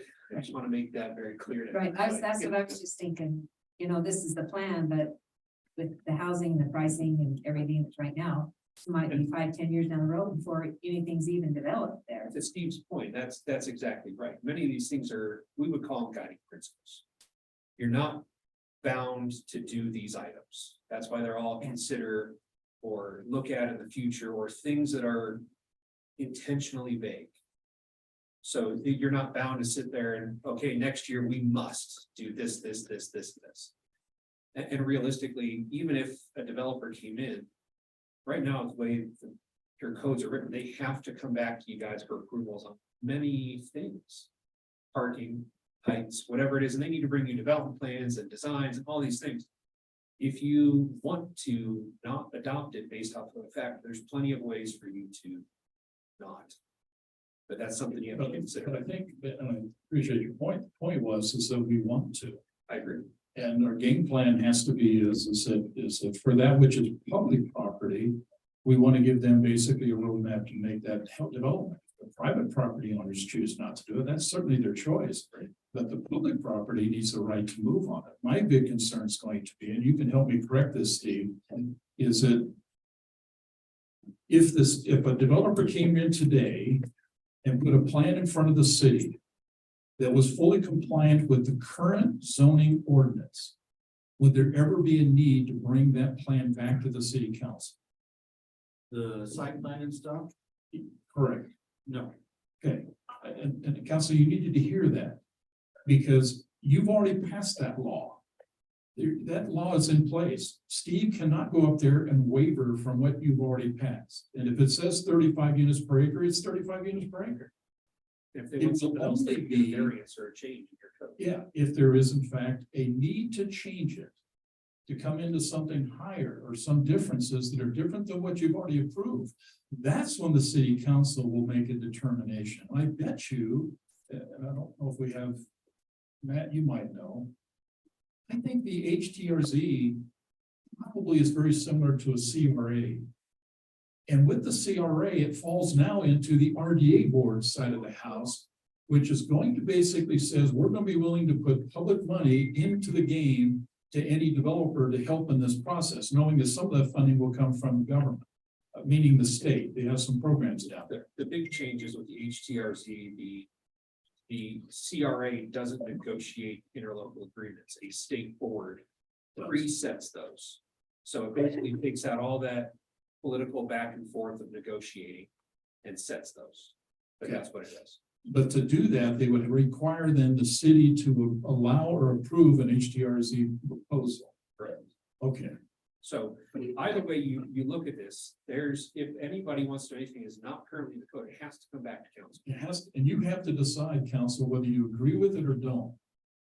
And the key would be is if you don't, then we gotta change the code. If you says, well, let's go back up. If you don't, you're basically saying is stay with the code. If you're going to say, yes, I'm willing to make the adjustment, then you're gonna have to basically change the code to allow that to happen. In all cases, you will decide. You will decide. But the important part of the conversation would be is at least we can try to keep the program moving. So if there is a possibility to do something with the public land down there, we have a mechanism in place to do that. And according to what Brody just said, we got to do that between now and the end of this month. Otherwise, we're in trouble. So we got two choices. We certainly could table this. And, I'm sorry, Matt, go ahead. Well, just real quick, as I say, we're going back to school now. If you guys can hear me, just let me know. But here, Diane, and Diane, please correct me if I'm wrong. Is your issue is the verbiage or the consider portion, where it specifies consideration of higher density. And again, consideration, just going back to what the mayor just stated, with how what we've taken and approved for the general plan, it's a consideration that still has to go through the council if it is above and beyond what we've already approved. And so under that understanding, you should motion that we approve ordinance number 23-4 with the updates to the 2023 general plan, appendix A, adding the station area plan at per House Bill 462.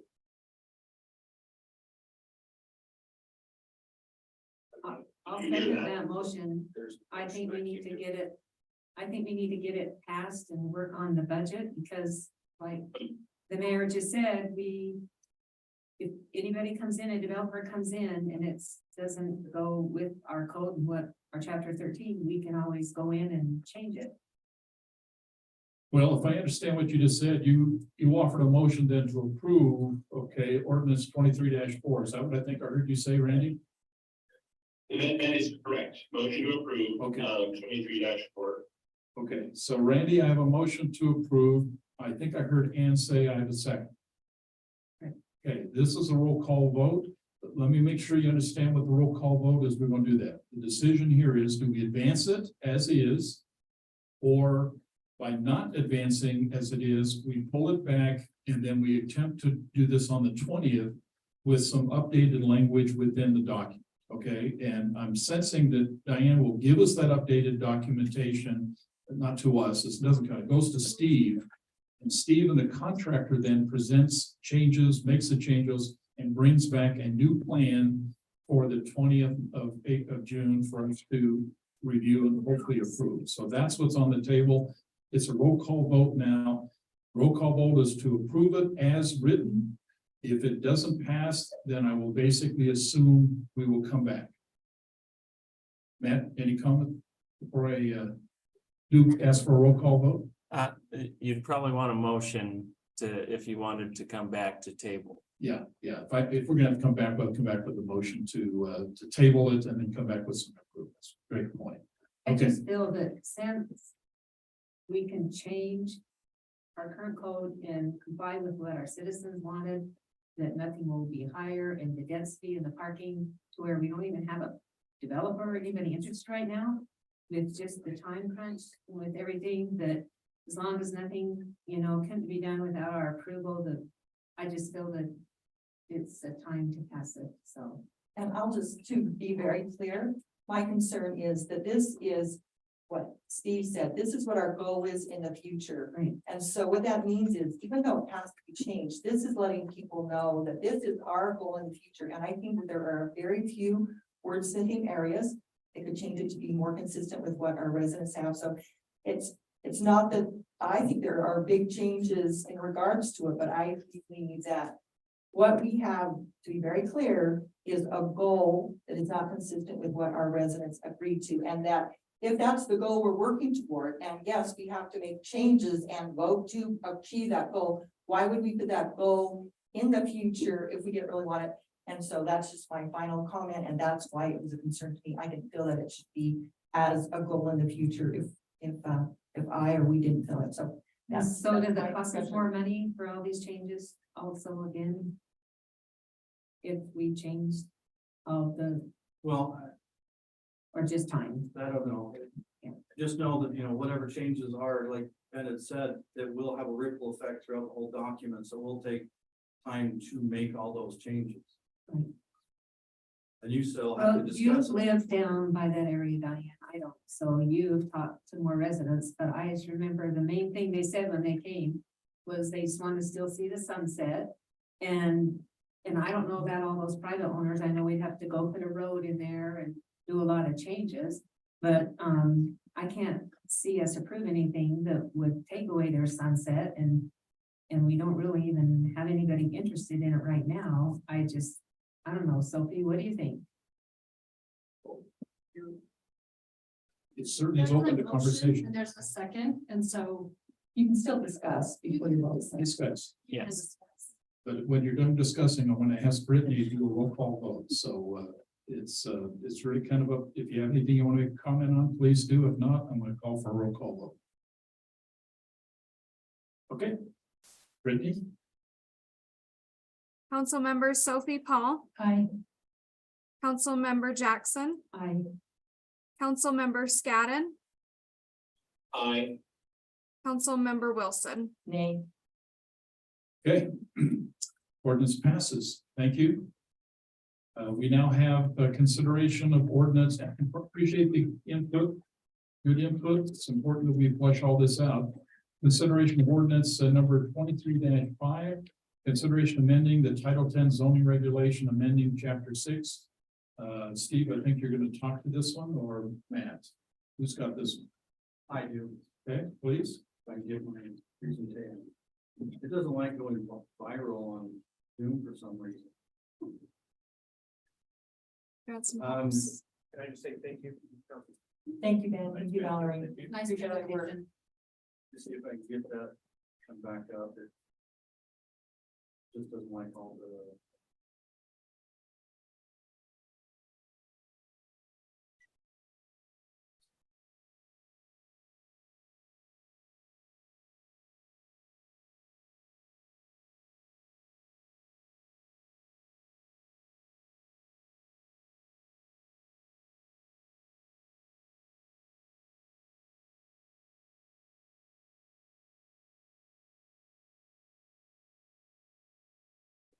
Good. The air is human, to really mess up, you need a computer, right?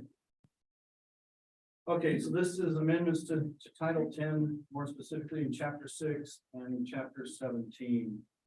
As you're aware, this was kind of back in, I believe it was April, you had a resident come about a property there on 3100 West. Being able to park trailers and stuff on there. He has since applied for a land use permit to get that approved. Brody and Matt have been working with him. Staff has been reviewing it. They sent the comments back, so it won't affect him because he's got an active application prior to the start of the process. So what it is once we got that kind of information and you guys direct staff and planning commission to look at it, we saw some little things in the code that, because most of us think when it's an R18 zone, which is single family residential, you think the primary purpose of that was to be a residential zone with single family homes. But the applicant viewed it differently, and the state says if they view it differently, they kind of get to go that route. So we're looking to just modify the code so that it's pretty straightforward that single family resident, R18, R10, R16, the primary land use is single family homes. So we don't have, someone buying 3 or 4 properties in a subdivision and making it open storage for trailers or RVs and whatnot. So in chapter 6, we basically took the same language that the RE 20 had, because it did say the principal land use is for single family, and put them in the single family zone, the R2 zone. We added 2 families, and that's what the R2 is for. The R3, make it single, 2 family and multifamily.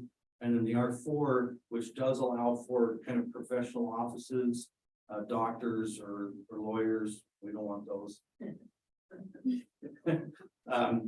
They could be in the R4. So each of those in chapter 6, we kind of said it's single family, 2 family, multifamily, or professional offices, depending on the zone.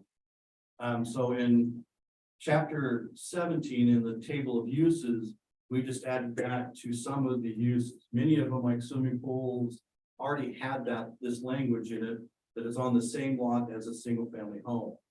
So we just added it to both the barn and corrals and storage of RV and trailer.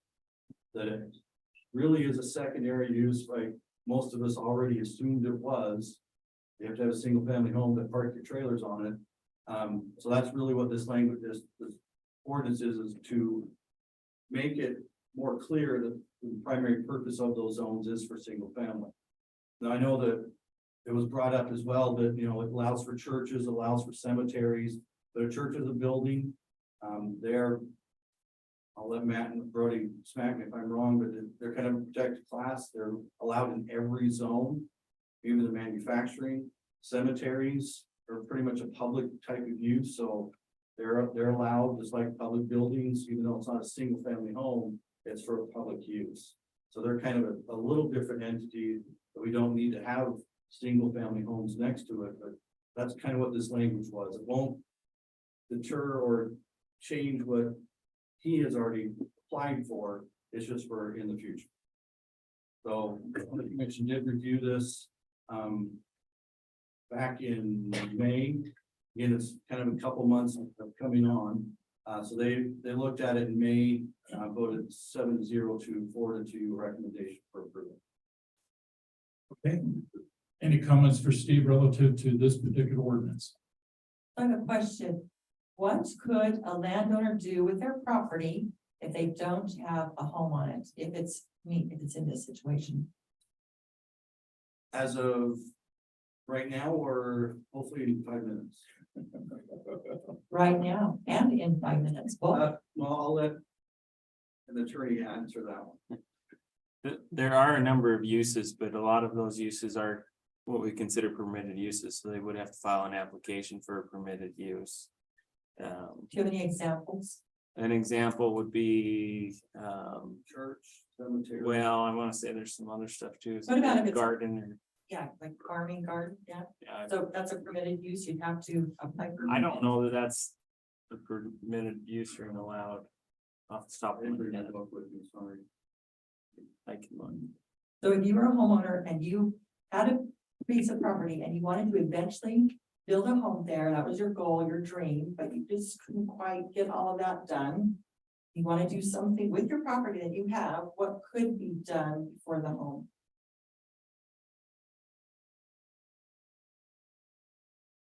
I mean, is it gardening? Because, but for me, the question is, if we can only do something with a piece of land that we own after you have a home on it, that's a little concerning to me because you want to still possibly be able to use that land, and I'd like to know what it was. And I was wondering, you mentioned while you're checking into that, you mentioned you don't want someone just to buy up a whole bunch of lots in the subdivision, and we don't have a lot of that left.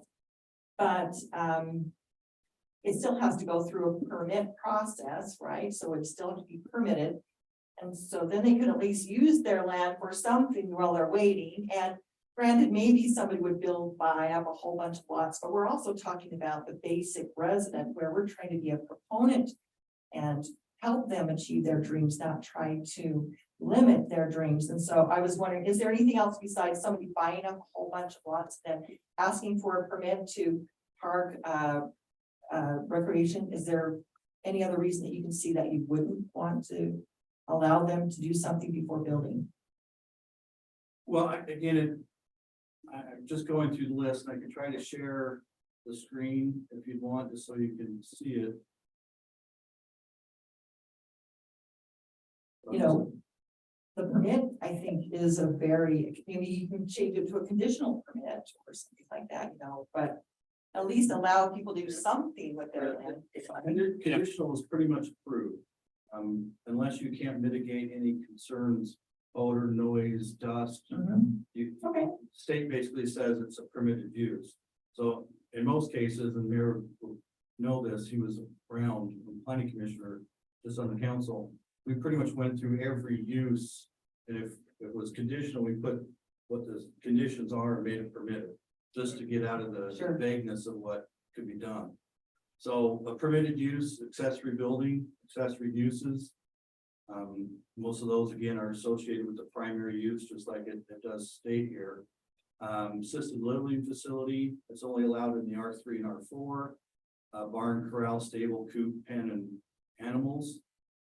Cemeteries, churches, domestic wild livestock and fowl, again, it's associated with only 2 zones, but there are some for conditional, if you're in the power line corridor. Chickens and stuff, but again, those are associated with the house, having it on property. Condos, dwellings, educational facilities, so park or schools, colleges, universities, home daycare with the home.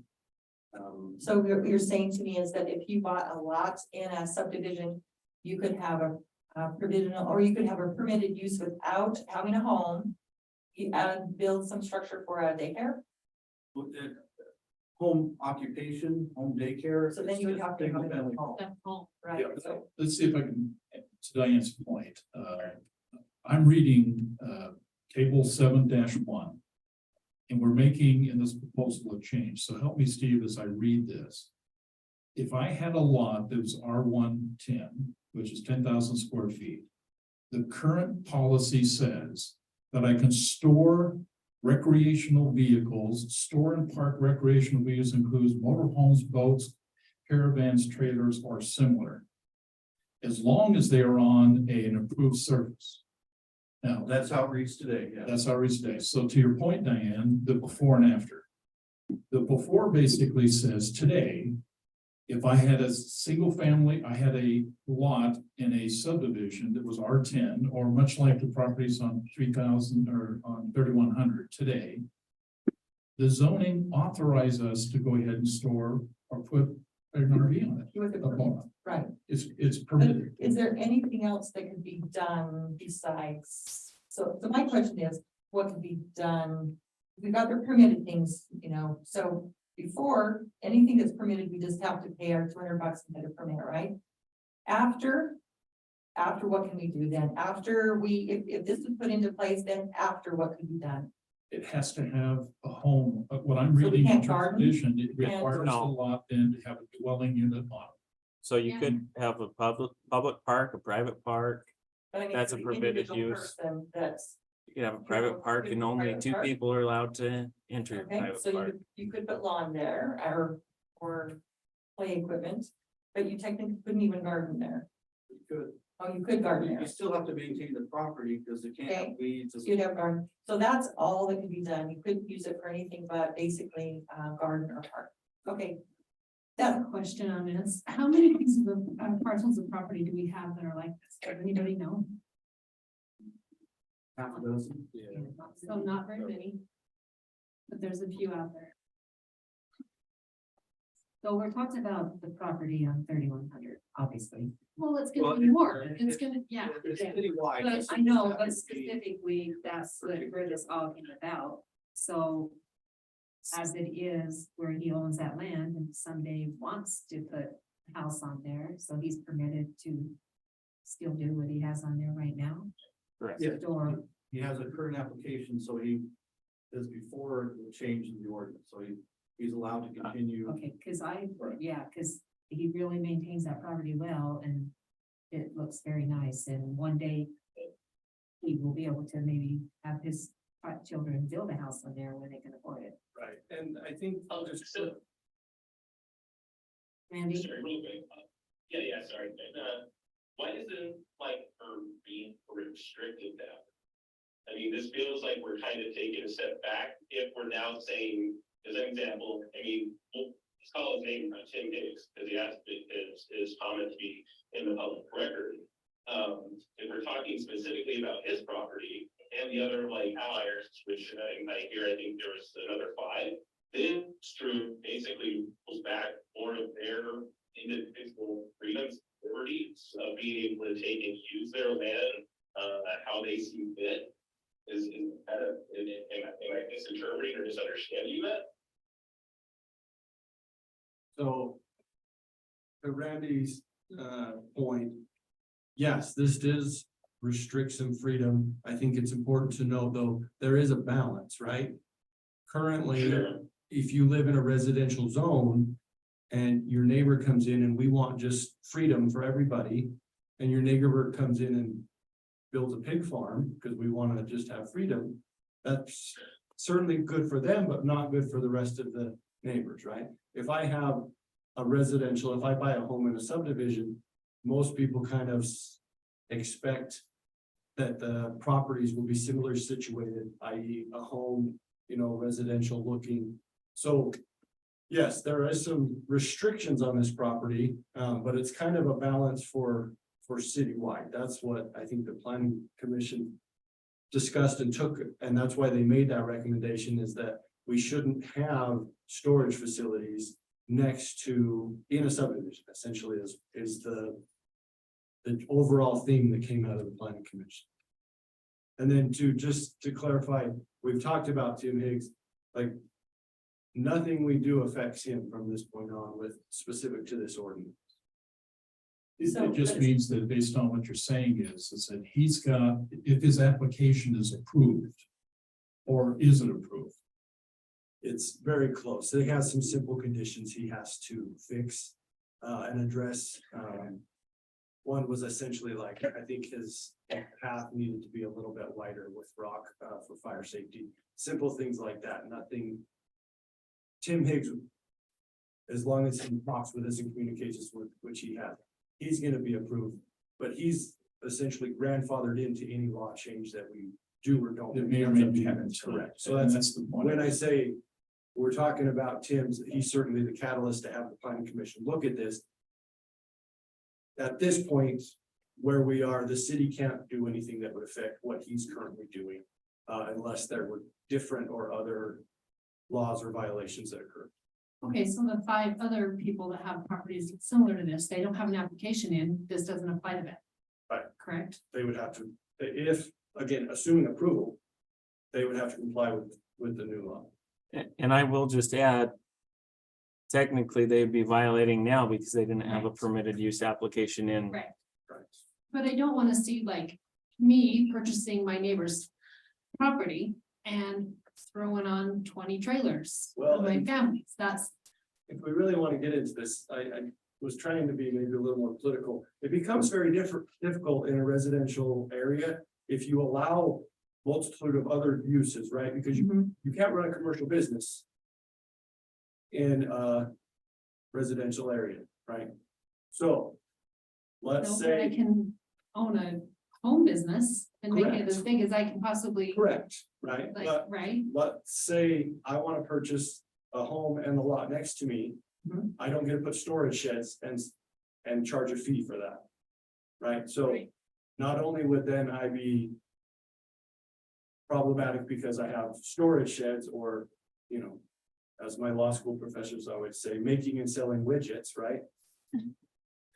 It creates more problem because now not only are you not complying with the residential zone, you're running a business without a license and you can't have a license for that in a residential area. So it can compound into multiple different issues.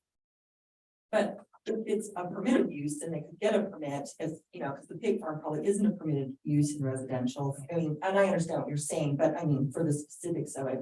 So as long as it's a permitted use, you're just saying the order has to be housed before these other things versus allowing the other things to come before the house.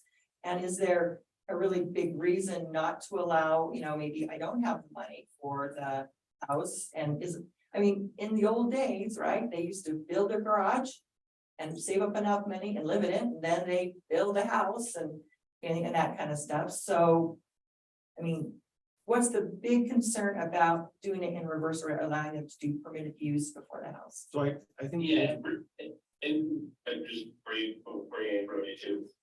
How many, and again, going specifically back to, Mr. Hicks' property, how many of the 6 fall under that same, old family incuttable? Because wasn't there 4 lots that were like this in that same general area?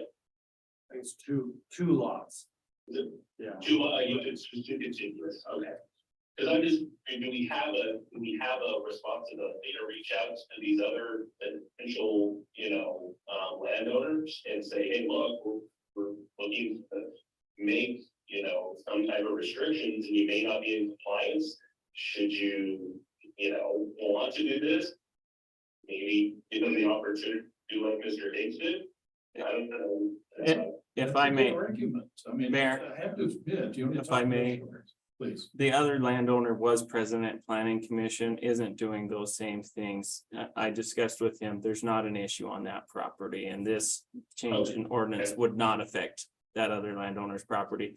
The other one, so I think it was split into 3 different parcels. The other one has a home on it. That's right. So it is fully in compliance, okay.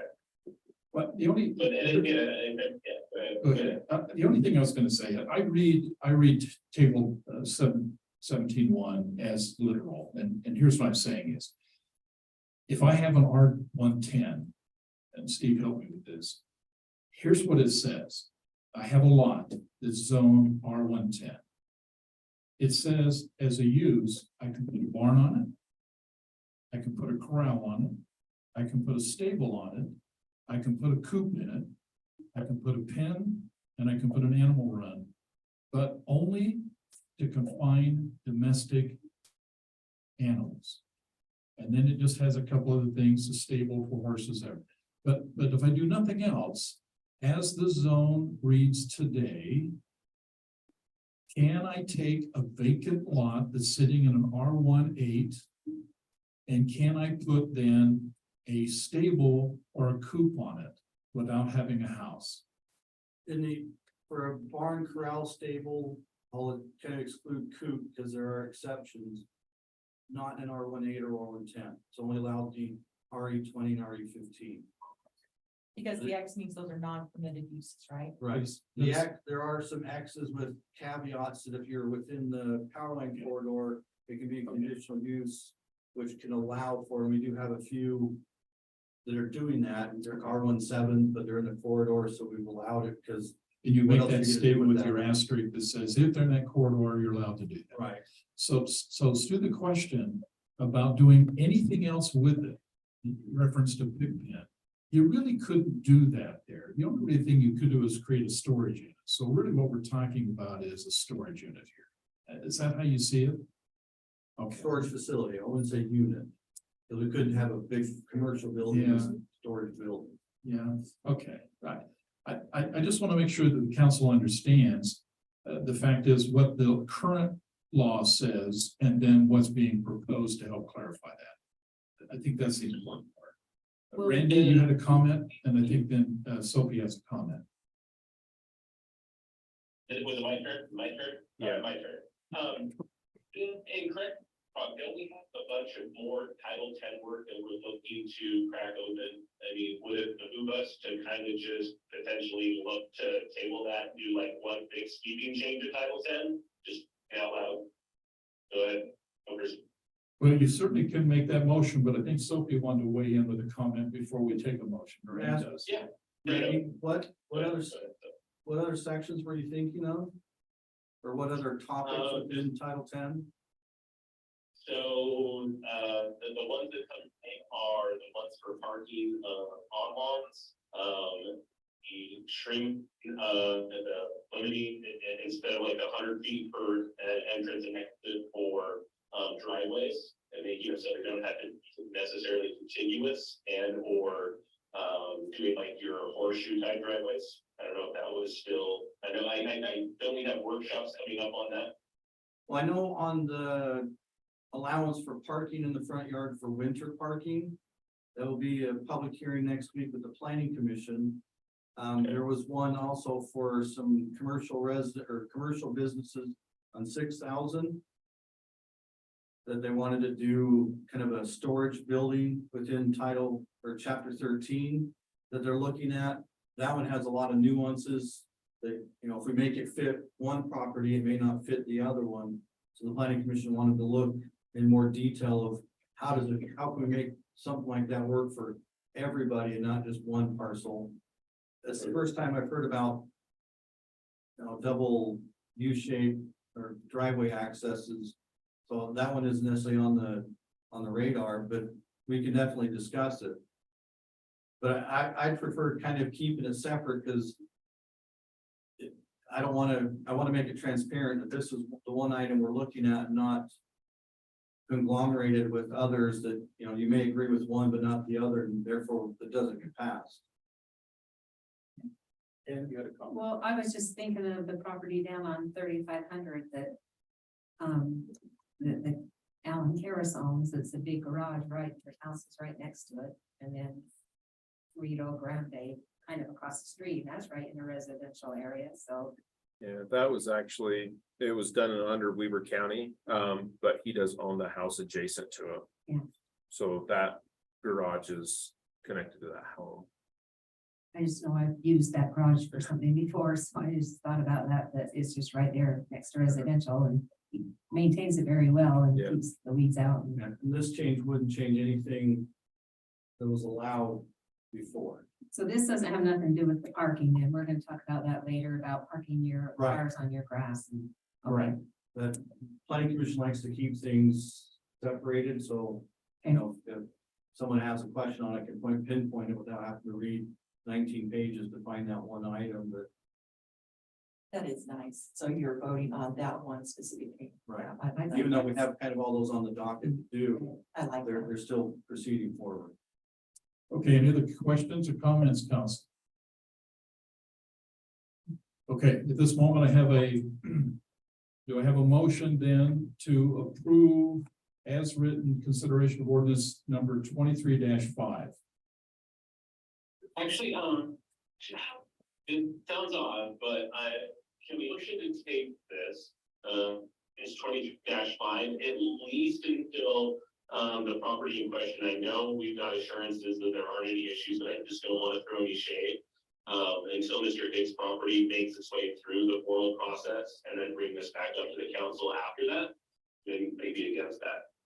Okay, if I think I heard, and I know you guys are hearing, we're having a hard time. Yeah, I did not get an approved motion, but I think what he's saying is that he's willing to make a motion to table this. correct. Okay, so I now have a motion to table, okay, ordinance 23-5. Do I have a second? I'll repeat, do I have a second? Okay, so I do not have a motion for the table. I'll go back to my original motion then to approve ordinance number 23-5 as written. Do I have a motion to approve ordinance 23-5? I approve we do motion 23-5. Okay, I have a motion then to approve. Do I have a second? I'll second it. Okay, I have a second on 23-5 as written. This is a roll call vote. Any more comments before I call for a roll call vote? Okay, Brittany, if you go ahead and give us a roll call vote. Councilmember Wilson, Nay. Councilmember Jackson, Aye. Councilmember Scadden, I didn't hear that. No, Nay. the nay, and Councilmember Sophie Paul. Aye. Okay, this is a rare opportunity. I have 4 council members, and with 4 council members, I do have an opportunity to vote. Matt, you okay with that? In light of this? Yes, that's correct. Okay. Mayor's vote is nay. I'd like to have it tabled personally. I would think we need to have some more work on this. So with that then, I'm saying nay. Now, I'll go back to a motion, because I need a motion to do something with this. What we did is we motioned not to approve as written. I need to move forward with this. So Matt, I think my next motion would be is to see if I can get a motion to table. That's about the only thing I got left. You agree with that? Yes, unless there's further discussion. Yeah. And let me just clarify, the reason you want to table it is because you want to continue the discussion? Yes. There might be some issues with this, particularly with Mr. Higgs. The issue with Mr. Higgs is that certainly we told by Rhodey and Steve it's in process. But because it's isolated to him, I think there has to be a conversation to suggest is there anybody else out there who basically might have an argument that could benefit from this change, or at least may have a consideration to make an application. They certainly may not be approved, but I think if there are 5 or 6 people out there with properties in a similar situation, you ought to at least take a look and find a way to basically reach out to them. The argument, in my opinion, of why it's being done is solid. It has to be done. My issue is timing. I think we just moved too fast on this one. I think there may be other residents out there who may benefit from this, if in fact, before the city actually makes the final change. And then if it's not tabled, then it would just stay the way it is. As is with no change. And if I can just add some clarification to your point, Mayor. If there was a new applicant that came in tomorrow to request a permitted use, legally, they would not be allowed to fall back to the old statute if you guys went back and changed it and approved it.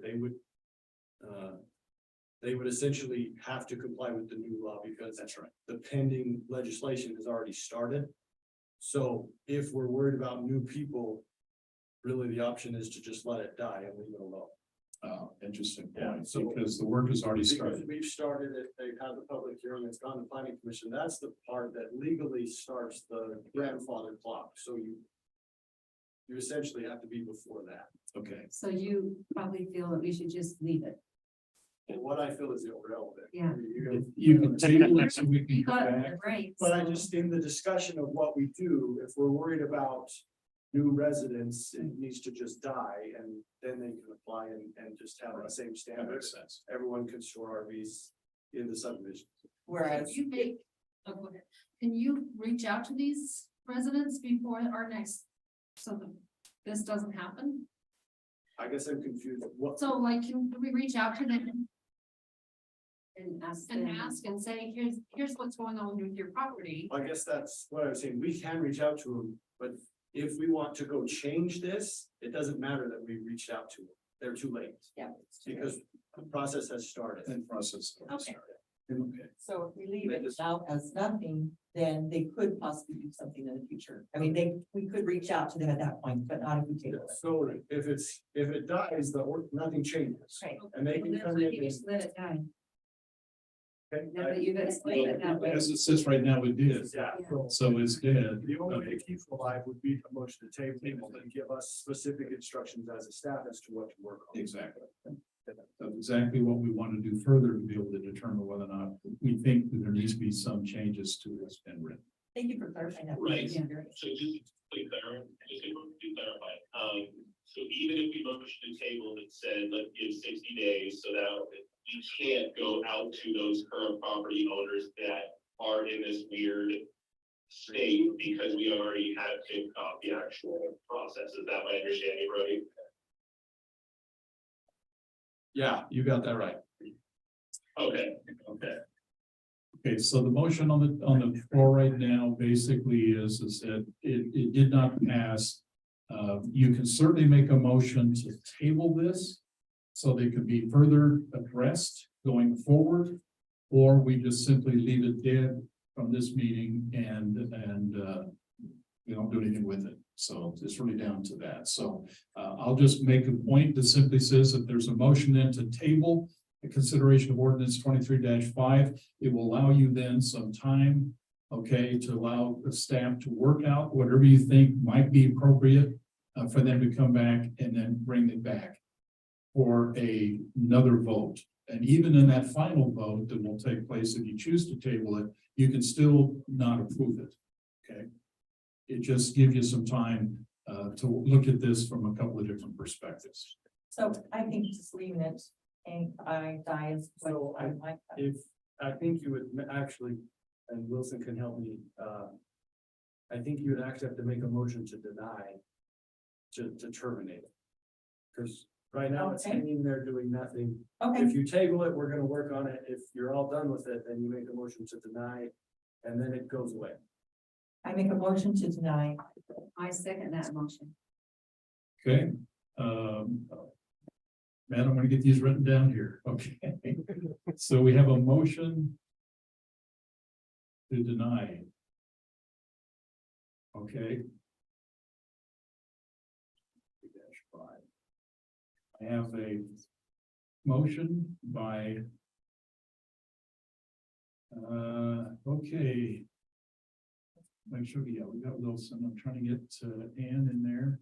Okay, I have a motion to deny, and I have a second.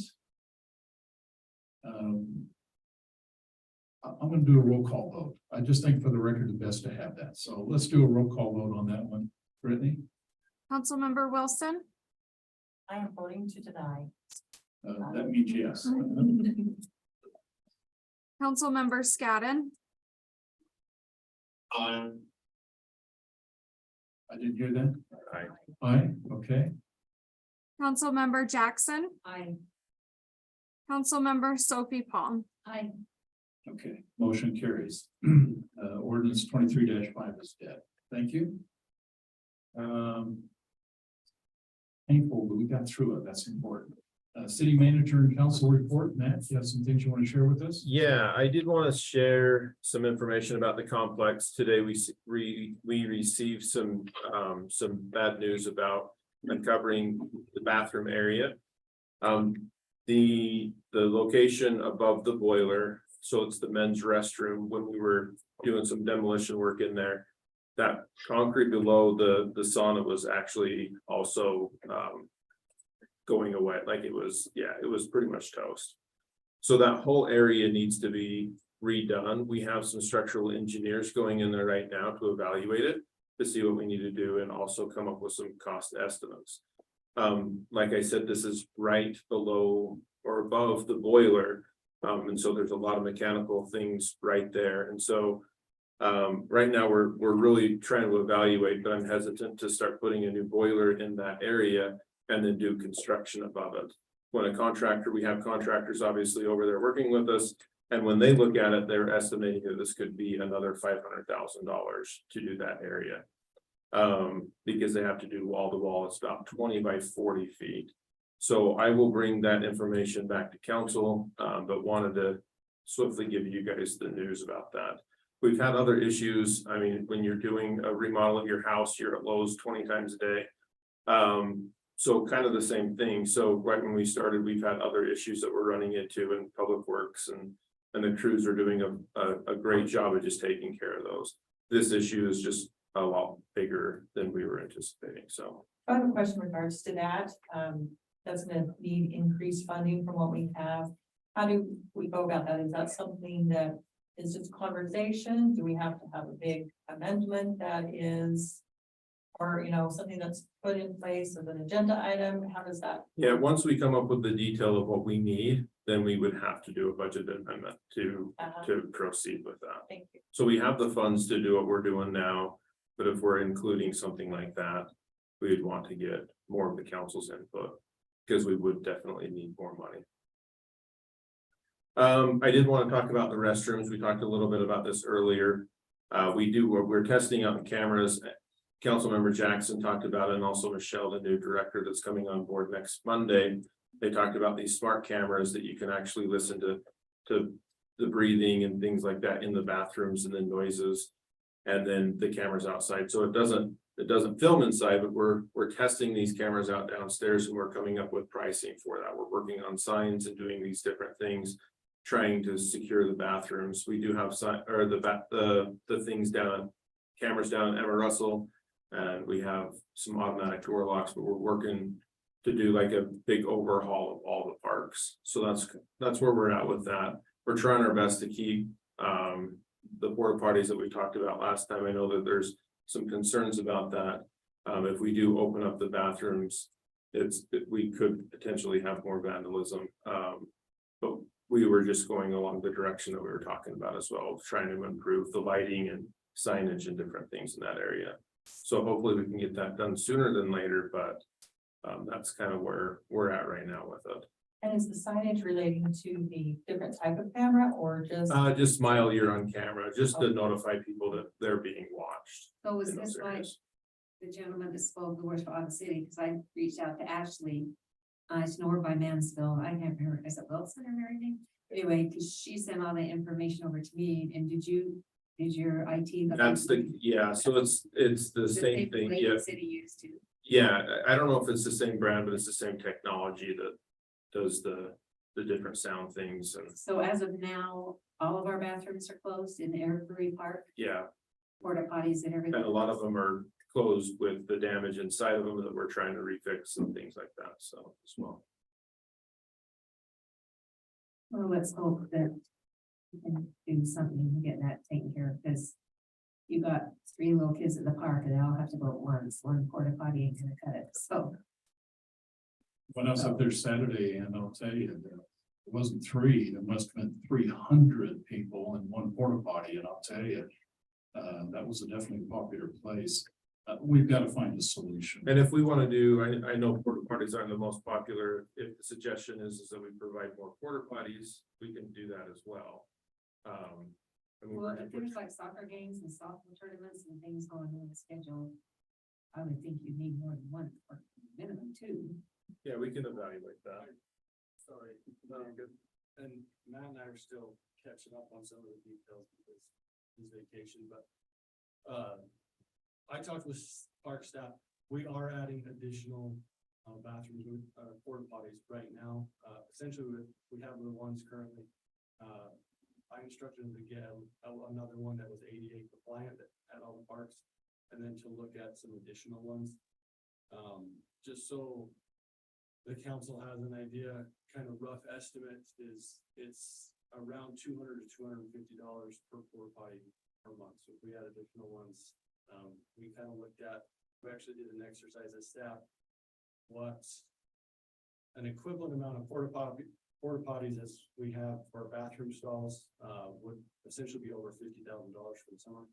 So we definitely, didn't want to do that, but we can add additional ones. It's just kind of a balancing act right now of fixing bathrooms with money or getting porta potties, the new technology, what that's going to cost. Well, We're just I would simply think that trying to do our best. the parks that are the most busiest, like municipal park, probably maybe, I mean, that, I don't know. The ones that are used the most, like Roy West Park and Emma Russell Park, and I mean, North Park, they have a lot of, family reunions and birthday parties and stuff there because of the splash pad. And so maybe just, I don't know, I wouldn't know how you figure how many, but no more than 2 potties, and you just have to hold it longer, I guess. I don't know. It just, But- I hate that we're in this situation. We either do or will have, as soon as the ADA ones are compliant, at least 2 at every park. And then I told staff to look at getting additional 3 to 5 to put at the most popular parks. One thing that's difficult too is you actually have to pay a fee to move it, so it's not like we could get 5 and move Yeah. it day to day, so. Well, I want one of them. Well, so how often do they clean them out? Once a week? Yes. And they have hand soap stuff, sanitizer in them? Council, you approved a strategy that we hope to implement on the 12th of June when our new director arrives. And that strategy is 2 council members will form up a subcommittee and kind of work all of the nuances associated with trying to find a solution here, to include cameras, lighting, everything that Matt was talking about. So excited about that. Obviously, the new director is being actively involved with that. But we need a solution. You know that if you're getting any feedback, that the people are saying is, this is painful for them. These are great parks. We got to find an answer. And I think this effort that the city's doing and the subcommittee should come up with some recommendations that'll help us move forward. Anything else on that? Matt? Yeah, I got just a couple of more items. We've talked in the past about Sandridge Park. There's some trees down there that Rocky Mountain Powers came in and topped them. The Weaver School District did sign a PO with Allwoods, and we do not have a timeline on when they're going to be taking them out, but they're going to take out the remaining trees, the dead ones, and then also stump removal. So the building maintenance superintendent will get with me when he gets that timeline, and I'll share it with you guys. Also, there was a meeting over at the Hope Center tonight on 5600 South. We didn't quite make it, we're a little late. And then also I did want to talk to you about the water lines on 5600 as well. We did talk about using ARPA funds to put the water lines or redo the water lines on 5600 South. UDOT did reach out to us with the price of what it would take for them to do the water lines. And it came out to $3.9 million. That was a lot higher than we were initially anticipating. A couple of years ago, before all the craziness happened, we were paying about $150 per foot for a water line. Right now, we're paying around $400 per foot. That's kind of what happens when you put billions of dollars toward water infrastructure and roads. So that's a little bit of a consequence to that. We did do a price check on that $3.9 million. Our price for our contractor to go in there is pretty equivalent, but it is nice to have UDOT do that. So it's correlated well with their work going down 5600 South. We would also still highly suggest we still do that. We wouldn't have to pay the 3.9 million, but we have about $3 million left over in the ARPA funds. And so there's about $900,000 that we would have to come up with. Right now, we have a couple $1 million in water projects this year in this year's budget. We could just try to include that or do other things with the finances. So will that be from 1900 to 3500? Did they replace all the water lines? Yes. How old are those The- water lines? Like, 95, they put it in. But is it the it's- same kind of pipe you used back in that completely, they- so it'll last for a long time then? Now that we're plastic, it'll last forever. Okay, Can we use any of the RDA funds for part portion of that because it's part of it is in that area? If it is beneficial to a development, there's a possibility. When we did the Albertsons RDA that's sunsetting soon, that's what was done with that RDA. A little tricky, and also a very small area, but small possibility. Okay. But I also just, I know this isn't a budget hearing by any means, but wanted to get a little bit of a direction. Staff is suggesting that we move forward with this. We still think it's a good deal and a good idea to be doing this. I don't think of doing the water lines after, like, let's say they do 5600 and finish it up in 2025, and then we have to go in and dig it up. I don't know if that would be. 6 million. We said it could be $6 million. At that point, because you have to dig and. I get frustrated when the brand new roads laid out and then a year later, they dig it all up. Yeah. I did, they fixed that beforehand. So, What's that? They make us do two water. Oh, yeah, and we would have to do 2 water lines as well, so it would compound it at least double. So, yeah, we need one for each side of the road. I think we need When they to. crack them. I'm just gonna ask that question. There was one on each side of the road, but I didn't want to tax to the side and ask. And then also, as you all know, Roy Days is coming up and it comes faster than anybody would imagine. We do send an email out, and we will be sending it out again, just detailing the events and things like that. We do have 2 council members that are here tonight, and hopefully they have some other things that they want to talk about. So I'll turn it over to you. Diane, either one you want to talk about? Diane and so, Or, excuse me, Sophie and Diane, want to talk about Roy Days? Okay, I'll jump in with Salmon Bake as for the parade, right? So I believe we have a pretty exciting Salmon Bake coming up. It will be on Friday this year for those that may be listening, and we'll still be at Emma Russell Park. To increase the involvement of youth and try to foster family involvement, try to improve the affordability for families, we have been able to get Sam's Club that will donate hot dog meals that will include the hot dog, chips, and drink. It does bring a few challenges with it, but Brittany has helped us. I think we've got that pretty well worked out. The people will need to sign up for these hot dog meals in advance. Will need to be in association with a salmon, because of course it's a salmon bake. This is meant to facilitate that. And so I think that's going to be a pretty nice addition to hopefully keep the salmon bake going and growing and not have it die out. So by the time these kids eating hot dogs are 15 and 16 and they like salmon, they'll want to come back for the salmon.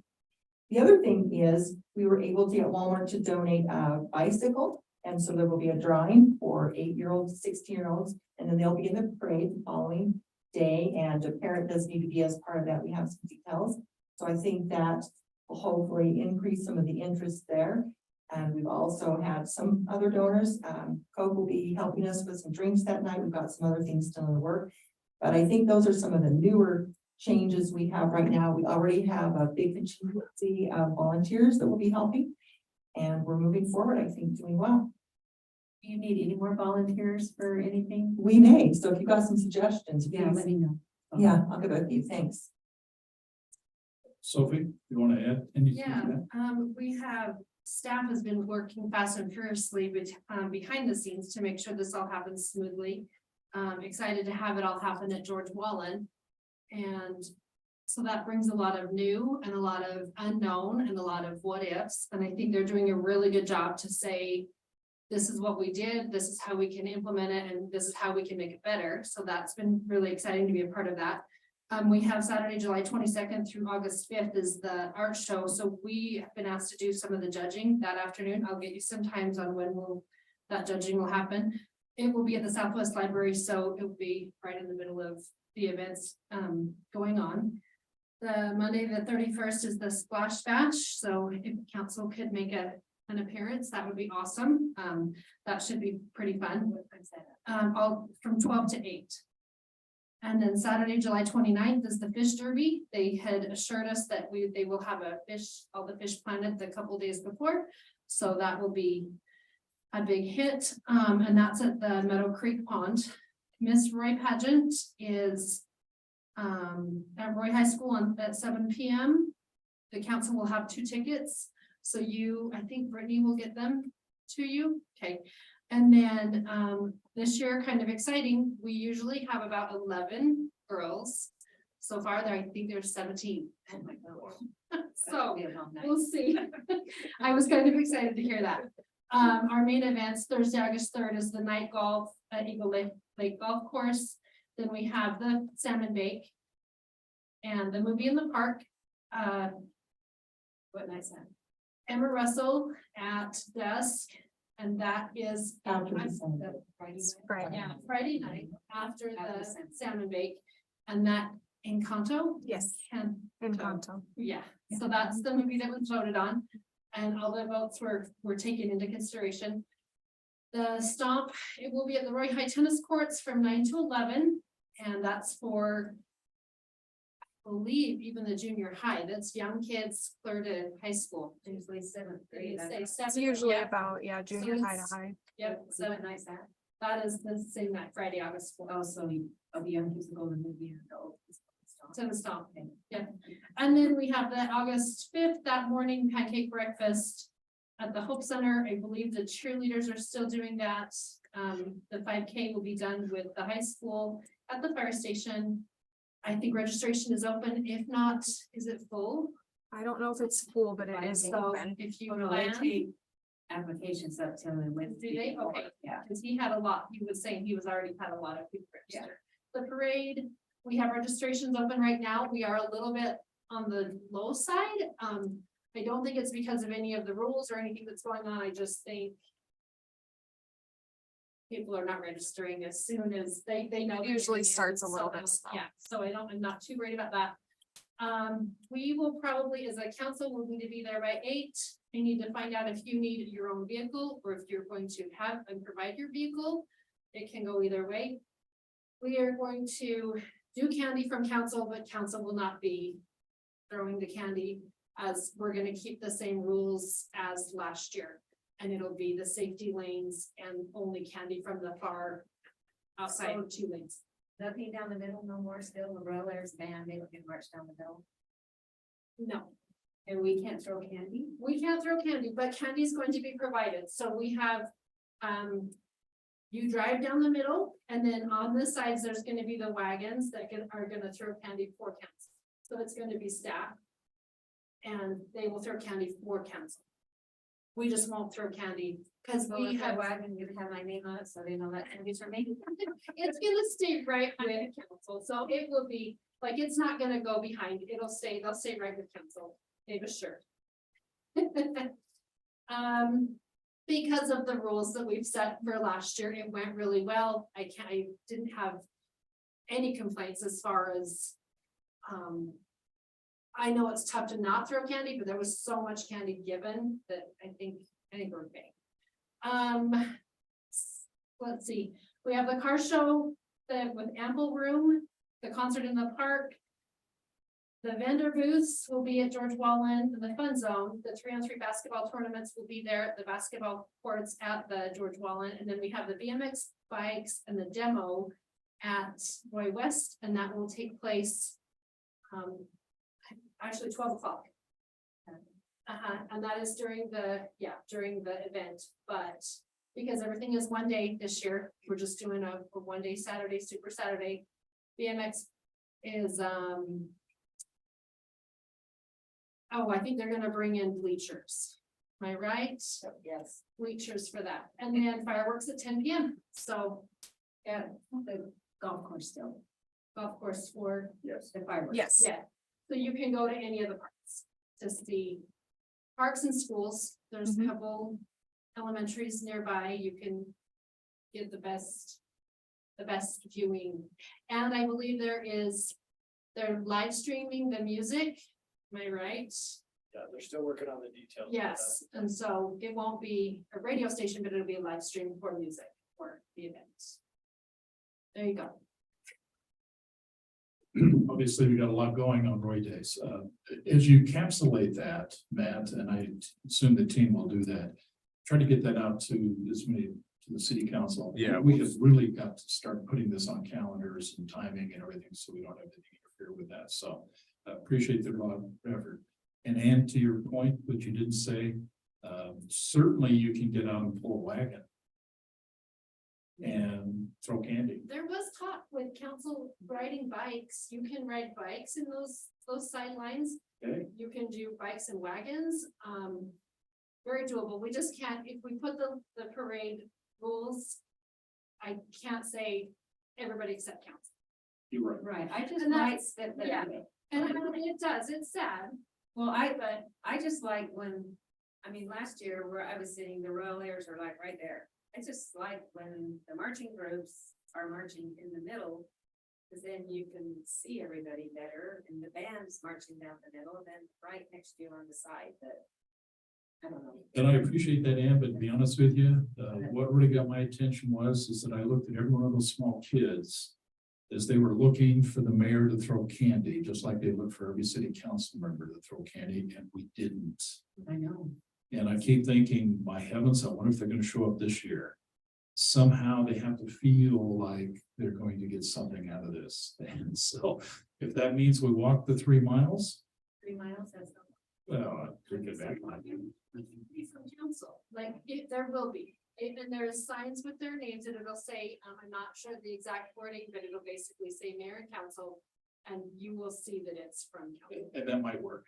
I think the only complaint that I had, other than, not being able to see well, like marching, whatever. But there was such a big gap. Then I don't know what caused that, but I was at the very end of the parade and everybody was leaving and I knew, cause I had the number, that we were only on number 50 something. And I'm like, no, don't leave. There's another 20 things up there. So a lot of people left. So I don't know exactly what caused that gap, but. So some of the gap last year came because we had sectioned off where you make that turn. And a lot of them stopped to say, I'm so glad that the kids aren't coming forward, delaying each car that goes up.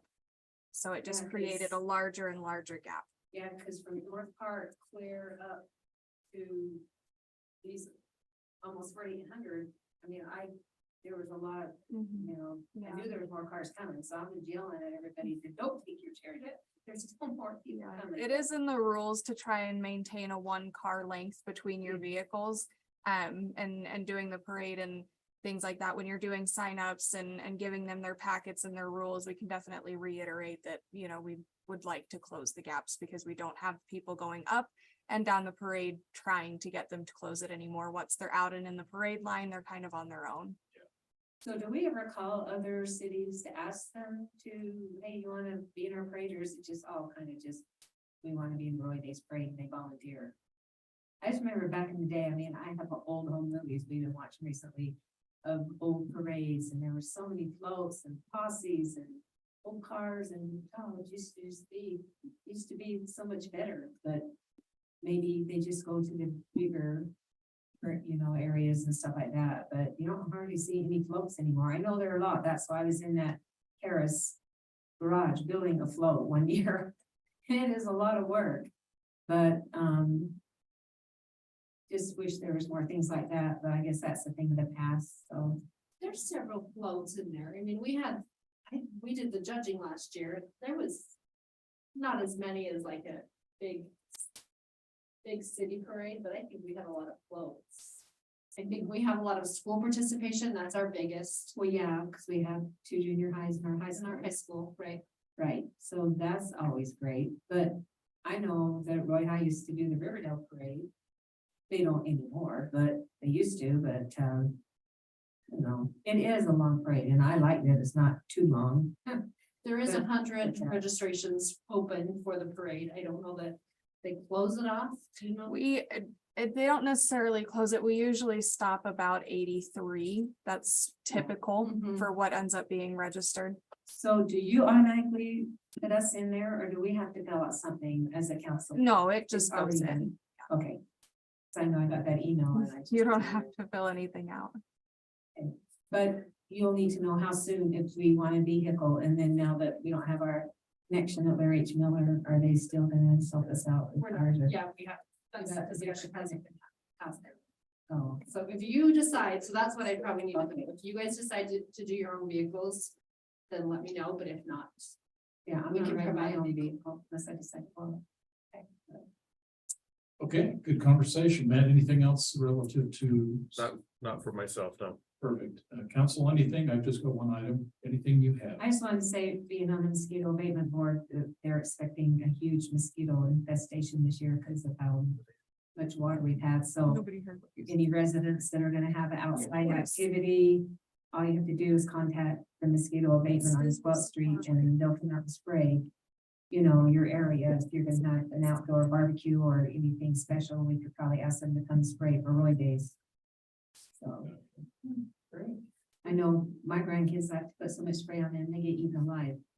And so, and a quick comment on the council times and the meeting times. Don't you put in a in the magazine, magazine, and I know it's on the kiosk, and I know So- it's.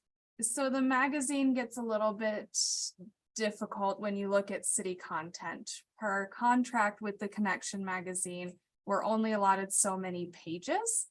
Those pages include every single department that we have, anything the senior center tries to put in, anything that UDOT tries to put in. And it also includes the 2 pages for the calendar. The first page where the mayor's message is, and then the second page where the city council corner is. So if you already account essentially for those 4 pages, that leaves me 3 pages to add all of the other information from probably 15 different people that enter and submit information to be added. Depending on the month, there are certain department requirements. Like in May, we have a certain report. It's a water report from Public Works that takes up 2 pages by itself. You can purchase more pages, but not at a page per page. It has to come at a set page because they can't just add 1 page in. That would, of course, increase things as well. So when it comes down to if a department has a requirement, things like July, we have Roy Days. We use it to heavily advertise for Roy Days. We also have things in July like the utility rates. If there's increases, that has to go in. So certain things end up being cut. So that's where the decision comes down as to what space is available, what needs to be put in, and what technically could be cut. Okay, and our times are on our website, The correct? times are on the website. We try to keep I try to keep the kiosk updated. It's on the website. It's always the 1st and 3rd Tuesday at 5:30 unless we were to cancel one. The dates are also posted up where we put the public notices at the front of our office. So it is around, but unfortunately, we may only hit 5 or 6 months out of the 12 months of the magazine, depending on what the requirement is. We can get pricing on adding more pages, but that does come at a cost, so. Correct. So, July, to be honest with you, the policy has been, mayor or one of the city council members doesn't post Yes. a message. Usually we cut one. And this may be a year, we just don't do anything in July. I certainly did not provide an input for July, and I don't know what one of you and the council corner did. So right now, we've kept it as the liaison for the Parks and Rec Department, since we do have 2 council members that are taking over events and trying to help with that. Yeah. It was felt that it would be unfair to choose one council member over the other due to the limited space. We kept it at the liaison. Okay. Well, you guys work it. The only thing I'm aware of is I don't make the mayor's message in July. Yeah. So how do Yep, you so choose we- for- Yeah, we so- do have an entry for that. I have a very small square left after everything else has been accounted for Roy Days and then the utility increase. Other than that, we don't have space for July. July is always tough. put the Roy Days calendar in the Standard Examiner. The Roy Days events. Do we typically or could we? We did, it's been years since we've done that, Yeah. but it used to be in there, I mean. Remember, we used to get the folder, like little magazine of Roy Days events, huh? It was all of the candidates, but that was expensive though. It actually, it was, yeah. It was expensive. There, Ryan with the connection also has different options that he does for other cities, so there are other things that you could look at doing for Roy Days specifically. He's done different mailers that are more newspaper style versus the actual magazine itself. So I mean, if you want pricing and options, we can definitely get that for you. It was probably about 3 years ago.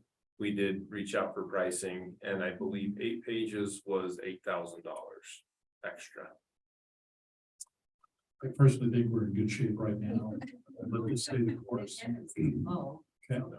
And you're touching 15,000 residential units plus a few extras, so I think we got good distribution. plus moving it to George Wallen, there'll be more places, for people to park, so they'll probably be more well attended. Okay. Anything else, council? I've got one last thing. I've got a request from residents who are experiencing what appears to be speeding on 2700 West. That's not uncommon. We've got complaints coming in. Let me just frame it if I can. 5600 obviously has its challenges, and for the next 2 years it will. We're going to see a lot of adjustments. They promise they'll keep it open. It could be somewhat congested. There is no question with the development that's taking place around us, the need to get through. A lot of people are traveling on other roads than the main arteries that the state owns. So we're seeing on 6,000, 4,000, 4,800. And as you see those 2,700, those people making those moves, there's going to be a lot more of a concern in terms of traffic. There's at least appears to be some discussion taking place or concerns associated with residents that 2,700 between 5,600 and 6,000 is becoming freeway. They're asking for us to go ahead and put some type of a device in there to be able to help mitigate some of the concern, a calming device. And our position's always been, we basically try to do some testing, we do a survey, we try to assess it to determine whether or not there's a warrant any type of device.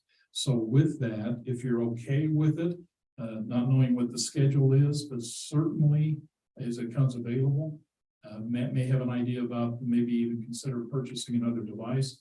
But at least if you're okay with it, I'd like to propose that at some point in time, we put a meter on 2,700 between 56 and 6,000 to see if we got some type of an issue with people speeding down that road.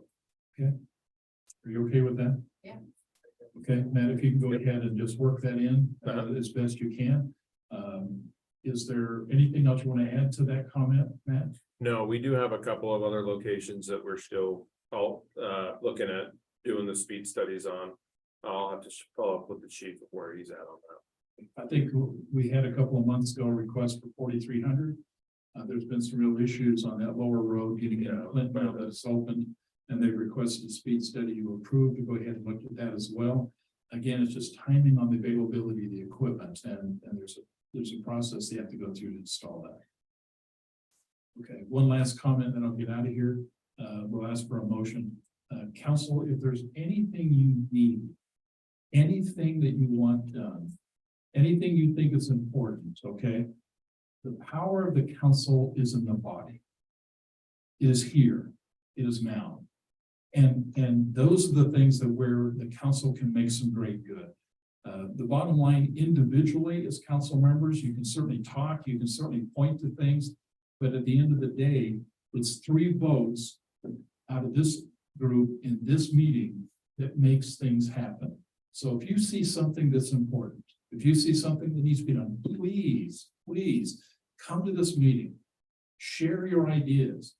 If 3 of you believe that's important, I promise you, it will be worked. The timing is always an issue. Cost may be an issue, but you will know that if you approve it. But this is where it is, and everything you have approved, and I've got a list, I'll share them with Matt, I'm gonna share it with Brody. I'm certainly willing to share it with you. But for the last 3 or 4 or 5 years, you would be surprised at how many things you have decided. You have decided this is important, and it got done. And there's still a bunch of things that you have decided that still needs to be done, but it's not off that list. It doesn't leave that list. So this is the place, this is the time to really make things happen that you think is important. And a lot of things that you think are important oftentimes comes because the residents are talking to you and it's important to them. So listen, bring those ideas, bring those advice, and let's put it in this meeting and let's see if we can get the things done. The power of the council is here. Not when you walk out that door, it's here in this setting. So use that to make things different and make it better. That's all I got. If there's anything else, please mention. If not, I take a motion to adjourn. I motion to adjourn. Ann, thank you. Do I have a second? I'll second. Thank you, Sophie. All in favor? Aye. Any opposed? Randy? Did you say aye? I'm definitely an aye. Thank you. Okay, any opposed? We are adjourned. Thank you. Have a good day. Thank you for joining us. Thanks, buddy. You have a good one. I don't know where he is. Is he down in Florida?